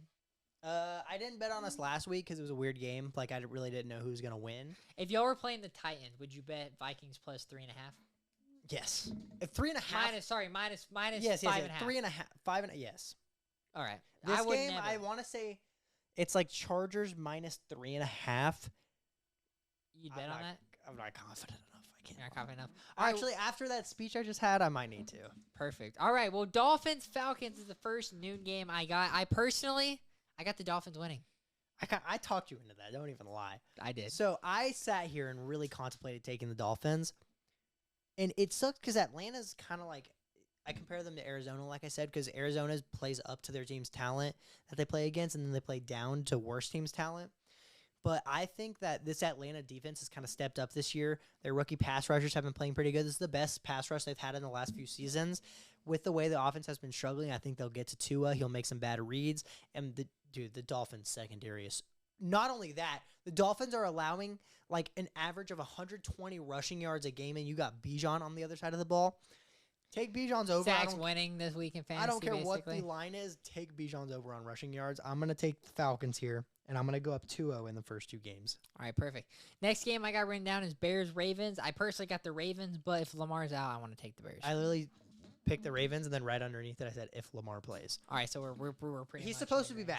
back. I genuinely think if there is any team that can bounce back from being 1-5, it is the regular season Baltimore yeah, Ravens dude. with Lamar Jackson. Perfect. All right, well, we were the same on there. Jets-Bengals. I definitely got the Bengals. All right, Jets-Bengals. Who do you got? I took the Bengals here. I mean, I would love to see the Jets get their first win, but the way this offense has been playing with Flacco, there's no way the Jets. I think they go with Tyrod Taylor, or do they go? I don't Fields? even know. So the owner was talking shit about Fields, bro. Like after the I didn't game, see that. the owner got interviewed, and he was like, "I don't hate what Aaron Glenn's is doing. I think he's struggling because quarterback play has been pretty bad." He said, "I think Fields is talented, but they just haven't been able to be clicking." It was kind of his way of like backing out of what he originally said, but. Yeah. But Justin Fields, I don't even blame the owner. Justin Fields has not been playing good this season. I don't know who they rock with. The biggest piece of dog shit. Yeah, no It's in the rock meme. matter who they play at quarterback, I'm taking the Bengals here. Perfect. I got the Bengals as well. Next game I got written down, Bills-Panthers. I got the Bills. I need a Bills win. Honestly, the Panthers have won 3 in a row. I need a division win. I took the Bills as well. Bryce Young's out. I think the offense, honestly, will look the exact same, if not better. It tends to do so with Andy Dalton in the game. But, bro, the Bills need a win. They're coming off the bye. There's just no way they give up again to the Panthers. I got the Bills. Perfect. I'm really curious on what you think about this game. 49ers-Texans. If I was still in my same mindset, if Seattle, Houston never happened, like if this game was last week, I would have taken the Texans. You're But down with the Texans? I picked against the Niners last week against Seattle, or I'm sorry, against the Falcons. They won. I picked the Texans against Seattle. The Texans lost. 2 picks that didn't go my way. I'm going to rock with San Fran here. Yeah, I got San Fran too. I think, dude, the Texans are gonna have a pretty bad year. Weirdly enough, if the Texans win How this game, I wouldn't be long surprised. until we start to hear C.J. Stroud conversations? I think it's hard to have the CJ Stroud conversation with how bad this offensive line is. Like, I think CJ Stroud needs to play better. Don't get I me know, wrong. but NFL I'm fans not- are dumb. NFL fans are dumb. You know what I'm saying? No, I agree. But when we're talking from like a realistic standpoint, CJ Stroud has had a very bad How year. long? Okay, so let's just say how long till the Texans have that conversation? I think if they make the offensive line better next year, which they probably won't because they fucking refuse to do Because he's so. gonna be on a contract year next year. So Yeah, I don't think the conversations from the Texans will ever come up. He made the playoffs 2 years in a row. He's going to have a down season, but it's clearly the offensive line is struggling. They had a bottom 5 offensive line last year, and then you traded away your best offensive lineman for God knows why. I still don't understand that. I mean, how do you put the blame on CJ Stroud? He's been playing pretty shit. No, I agree. I know I don't want to put the blame on him. I'm worried. But I'm going to take San Fran here. If Texans win, I wouldn't be shocked at all. Same. But I am going to take San Fran. Just go for the safe pick because I got to stop being stupid. Lock of the week. New England against Cleveland? Yeah, lock of the week. Yeah, give me New England. New England by. I will say I'm excited to see Drake May play against this defense because Yeah, Drake dude. May's had a couple freebies the last couple weeks in a row. He had New Orleans and then Tennessee.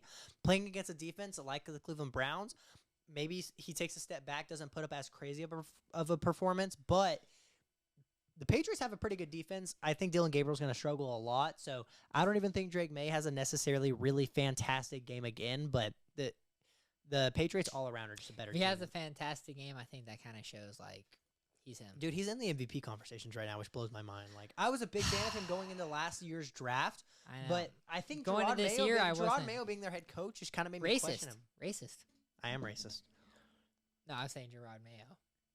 I am racist. You're telling me Gerard Mayo started. Well, Jacoby Brissett's balling. So No, I you get look why at they it. started Jacoby Brissett last year because that Their team was just so that ass. offensive line was really bad last year, bro. They should have let Jacoby Brissett play longer, honestly. True. Like, Giants Eagles. Do you think the Giants take another win, or do you think the Eagles get their revenge? nah, the Eagles, bro, when you're coming off a week, like, they're hot right now. Yeah, I agree. And they played really bad against the Giants last week. Or I'm sorry, last time they played. And coming off a week like they did against Minnesota, you know, they're hot right now. Giants are coming off a 19-point comeback loss. And there's just no way Philly gives up this game to New York again. Biggest, I got the Eagles as well. I kind of agree. Like, I think you're gonna slowly start to see the Jackson Dar is gonna start to lose a I few need games. to see Saquon have a good game. That's what I need to see. It's not gonna happen, dude. Fuck Saquon. Legit. Trade me him. I'll trade you Quinton Johnson for Saquon. Let's do it. All right, bet. All right, biggest blowout of the week. We both got Buccaneers. No part No, I of told even. you I took the Saints. Y'all always give up a flunky game. The Saints are always just a team ruiner. Matt, in if the we NFC South. can't give up this game, dude. Y'all are going to. Give me Fuck off, Spencer dude. Rattler, bro. All right, well, you might have went 2-1. Now you just like this is where you fuck yourself, Maddox. No, give me the How Saints. about you just agree with me and you take your 2 wins Nope. right now, where Give it's me the kind of Saints. obvious. Yeah, all right, Give me the fuck yourself. Saints. I'm gonna write down Maddox, Here's the thing. Def, Here's the thing. screw Next it. week, I am going to look back, and I'm going to be like, why the fuck did I pick the Saints? But the Saints, even when Brady was there, even last year, y'all swept the Saints last year, but both times they gave y'all a pretty good game. Week 18, they gave y'all a good game, and then earlier in the season was Sean Tucker's breakout game where the Saints put up like 30 against y'all or something stupid. The Saints just are the team in the NFC South that just want to ruin team seasons. And sometimes that's just how it goes. Give me Bucks by 45. Next game, Titans me versus Saints. Colts. This honestly is probably Colts by 45, right? Yeah, you know they're 14-point favorites. Are you confident in that line? Would you take it? No, just because If you had to take I would it, never bet on a 14 okay, if you had to take it, are you more confident in Titans or Colts? I'm more confident the Colts Wow, cover, that's crazy. but I would never personally bet on a 14 Yeah. point spread because there's no. That's just like you're risking money. Yeah, Colts for sure. This is just if you can bet $1,000 for Like $100 money bucks, line. that's a good bet. Yeah, that's a pretty good bet.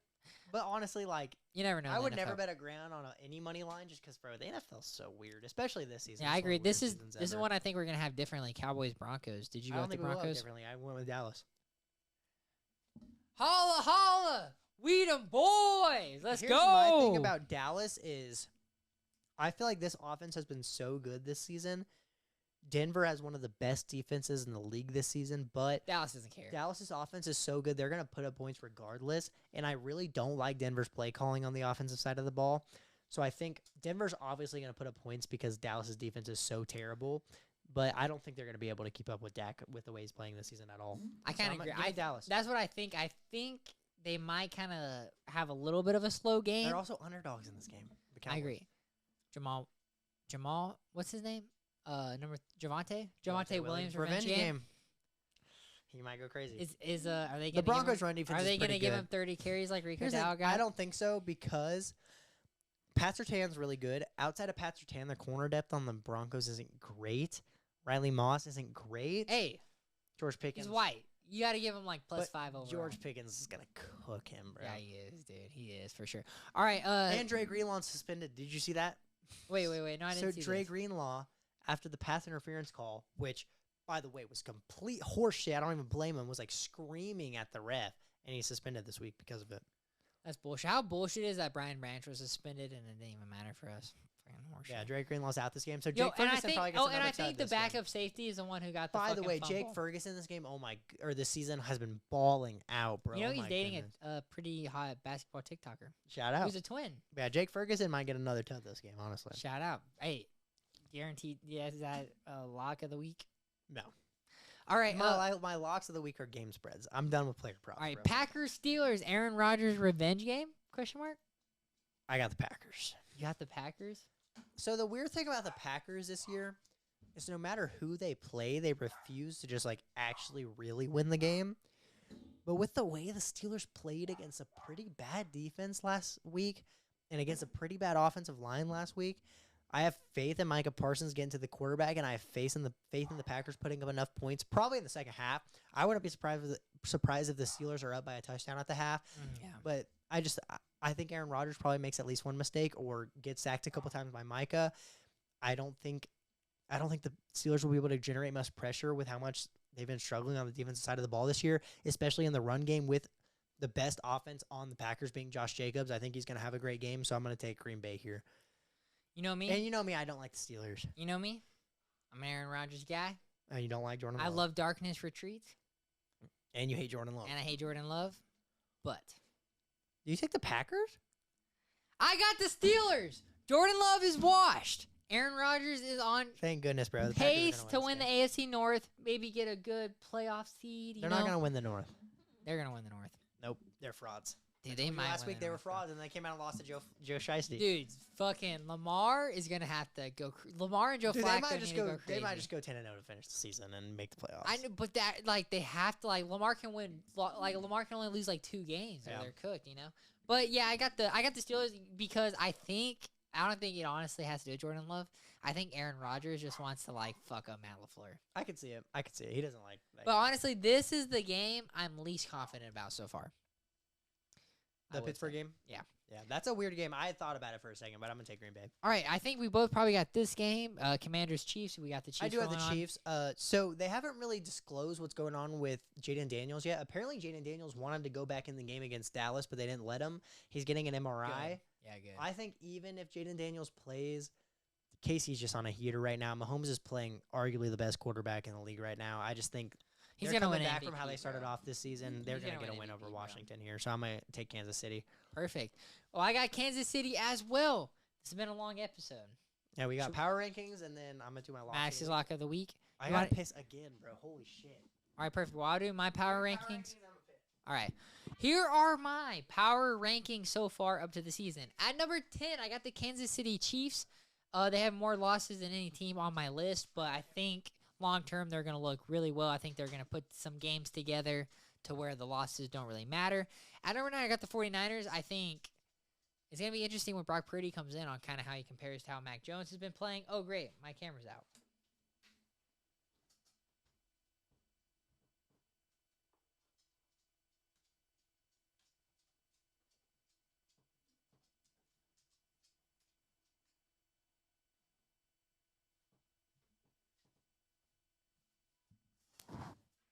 All right, sorry, I don't know how long that fucking camera is out. All right, number 8, I got the Rams. I think the Rams have kind of had two the Rams had a good game, but I think the Jaguars looked so much like shit to where the Jaguars could have made it a game if they just took their field goals. So I don't even know how the Rams look. At number 7, I got the Patriots to where I'm really a fan of how Vrabel has turned this team around, turned the culture around. Big fan to see it. At number 6, I got the Seahawks. They're scary. This is probably the like most overrated team I got, or underrated. Most underrated team I got. I think they can beat any team above. At number 5, I got the Eagles. They're the Super Bowl champs. They continue to play good when they need to play good. At number 4, I got the Bills. 2 words, Josh Allen. At number 3, I got the Lions. This is the stupidest list ever. They're so good, dude. The Lions are so good, bro. Wait, hang on. You haven't said the Bucs yet, have you? No, I haven't. Okay, yeah. At number 2, I got the Buccaneers. You have the Bucs one spot above both Lions when they just beat y'all. Well, we have the same amount of losses, and we're above them in the But NFC. they just beat We're y'all. above them in the NFC, though, so it makes sense. It's not even that dumb. It's not even that dumb, and the refs sold us, so I got the Bucs at 2. But undisputably, they only have 1 loss, so I'm not a biased fan because I don't have us at 1. I got the Colts at number 1. Okay. You do your list. I have to pee now. All right. Lennon also has to pee. So we're going to hop into my list. I said this last week. I'm going to say it again. These power rankings might be dog shit because this is one of the weirdest NFL seasons. I would say I became like a diehard NFL fan probably 4 seasons ago. The season I really got involved was when the Rams won the Super Bowl against the Bengals. So this is the weirdest season I've definitely seen. So honorable mentions, I got the Niners and the Broncos. It's hard for me to throw the Niners in there just because I feel like the win against the Falcons just wasn't very convincing for me because I feel like the Falcons were shooting themselves in the foot. And the Broncos, bro, you were down 19 against the Giants. The fact that it took that crazy of a comeback against a rookie quarterback, not very good for me with the defense you have. So starting off at number 10, I have Seattle. Kind of like what he said, Seattle could be way higher on this list. I would love to put them higher on this list, but there's just some damn good football teams right now. I would not be surprised if Seattle finishes the season in the top 5. But number 9, Seattle higher because you're mad Sam Darnold's not your quarterback. that's not true because I had to put Philly at 9 after watching Jalen Hurts throw for a perfect pass rating against my team. When you still have one of the best running backs in the league on your team, even though he hasn't been playing well this season, you still have Saquon Barkley, and he didn't even do shit, and you dominated my favorite team. Number 8, I have the Packers. They're currently leading the NFC. They're number 1 in the NFC, but the reason they're not higher on this list is they just haven't been winning convincingly against teams I think they should be.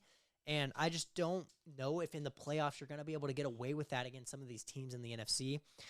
Number 7, I have the Rams. Probably could also be a little bit higher on this list. Very great win against the Jags, who have had a very good defense this season. You threw for 5 passing touchdowns. What a game. Number 6, I have the Bills, which might be a little low. It's kind of hard for me to put them higher, especially when a team's coming off of a bye week because we didn't get to watch them play this week. And 2 bad losses in a row. Exactly, and especially when the team above them just beat them a few weeks ago. I got the New England Patriots. They're on a heater right now. Drake May's playing fantastic. Wait, what do you have them at? Number 5 is the Patriots.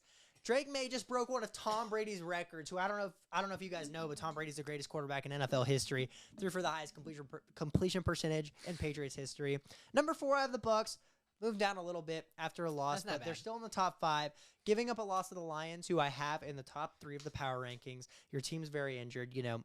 Can't take away too much. I would have liked to see them play better. They probably could have stayed within the top 3 if they did play better that game, but they didn't play great.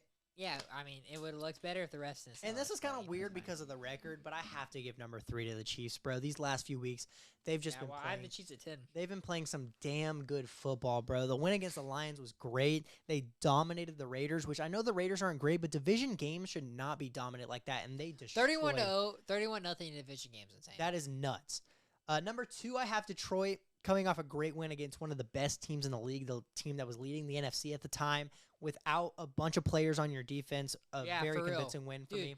They, at the start of the game, not one of their corners started week 1, and they lost 2 more corners. Exactly. So that just kind of shows, that shows culture, that shows coaching. And then number 1, I got Indiana Jones and the Colts, bro. They're playing some great football. I can't wait to get my I've been Daniel wanting them Jones to play jersey. against a really good team all season. I think the Chargers, they're not a great team, but they're a pretty damn good football team, and they won this game pretty convincingly. What a game from the Colts. If you would have told me before the season that week 8 the Colts would be number 1 on my power rankings, holy shit. I know. So either Daniel Jones is probably the jersey I'm going to make me buy, you're going to buy me Yeah. when I beat you, or just to be funny, maybe make you buy me a Sam Darnold jersey just to rub it in so I can wear it wear it every time the Vikings play just to show you could have had. If I come back, which I probably won't, if I come back, I also want a DJ jersey because I don't have a Colts jersey yet. Yeah, neither of us have a Colts jersey. If not, maybe Drake may, because I also don't have a Patriots jersey yet. That'd be a pretty cool I have jersey a to have. Patriots jersey. I do not. So that's where the Colts is clutch because neither of us have Colts. But a Tyler Warren would be cool too. Yeah. I wish So, Tyler Warren got to wear 44, bro. 44 was so much cooler. last segment we're going to get into. This will be pretty quick. We're going to wrap the episode up. But I want to do this every week from now on because this season, even though I've been ass on game picks, I've only missed 2 spreads all year. I took like the Commanders -3 last week. They dealt with a bunch of injuries. And then I don't even remember what the other one You would was. have bet on the Bucks too. No, I was going to bet on the Lions. But, the other one is I bet on the Texans to beat the Seahawks, which was really stupid. So my locks of the week, I got 4 picks for you guys. Honestly, do not bet on these because I don't want to be the reason you lose anything. But number 1, I'm going to take the Cowboys +3 against Denver. I picked the Cowboys to win this game. And even if Denver does win, a lot of their wins have been sketchy this year. Even against the Giants, we watched them win by 2 points off of a last-second field goal. My second pick, I'm actually going to take the Panthers +7.5. The Bills have played some wishy-washy football the last couple Wow. weeks. Even though they're coming off a bye, I do think they win this game. 7.5's a lot, yeah. 7.5 is a lot. I think even if they win by a touchdown, they're going to cover spread. The Panthers' offense has been playing pretty good I have football. a question. Does Andy Dalton being in make you more confident? I think it makes me a little bit more confident, honestly. Because Bryce Young, I Because feel you're a like Bryce Young hater a little bit. Bryce Young this season for me, I feel like he started off almost every game pretty damn slow, and then in the finishes second so half he hot. plays pretty good football. I think Andy Dalton is going to be able to manage the game pretty consistently. Maybe not play as good of a second half as Bryce Young, but play better in the first half to But keep them in the Bryce game. Young starts at a C, finishes as like an A, I wouldn't give for it like an a B. I or would like say maybe. starts as a D and finishes as like a B minus. So I'm saying finish at a B, maybe or as a C. If Andy so Dalton can play as a C the C whole it game, throughout, I yeah. think they cover 7.5. That's Okay. probably the least confident pick I have I in kind here. of like it. But I would probably bet on Panthers +7.5.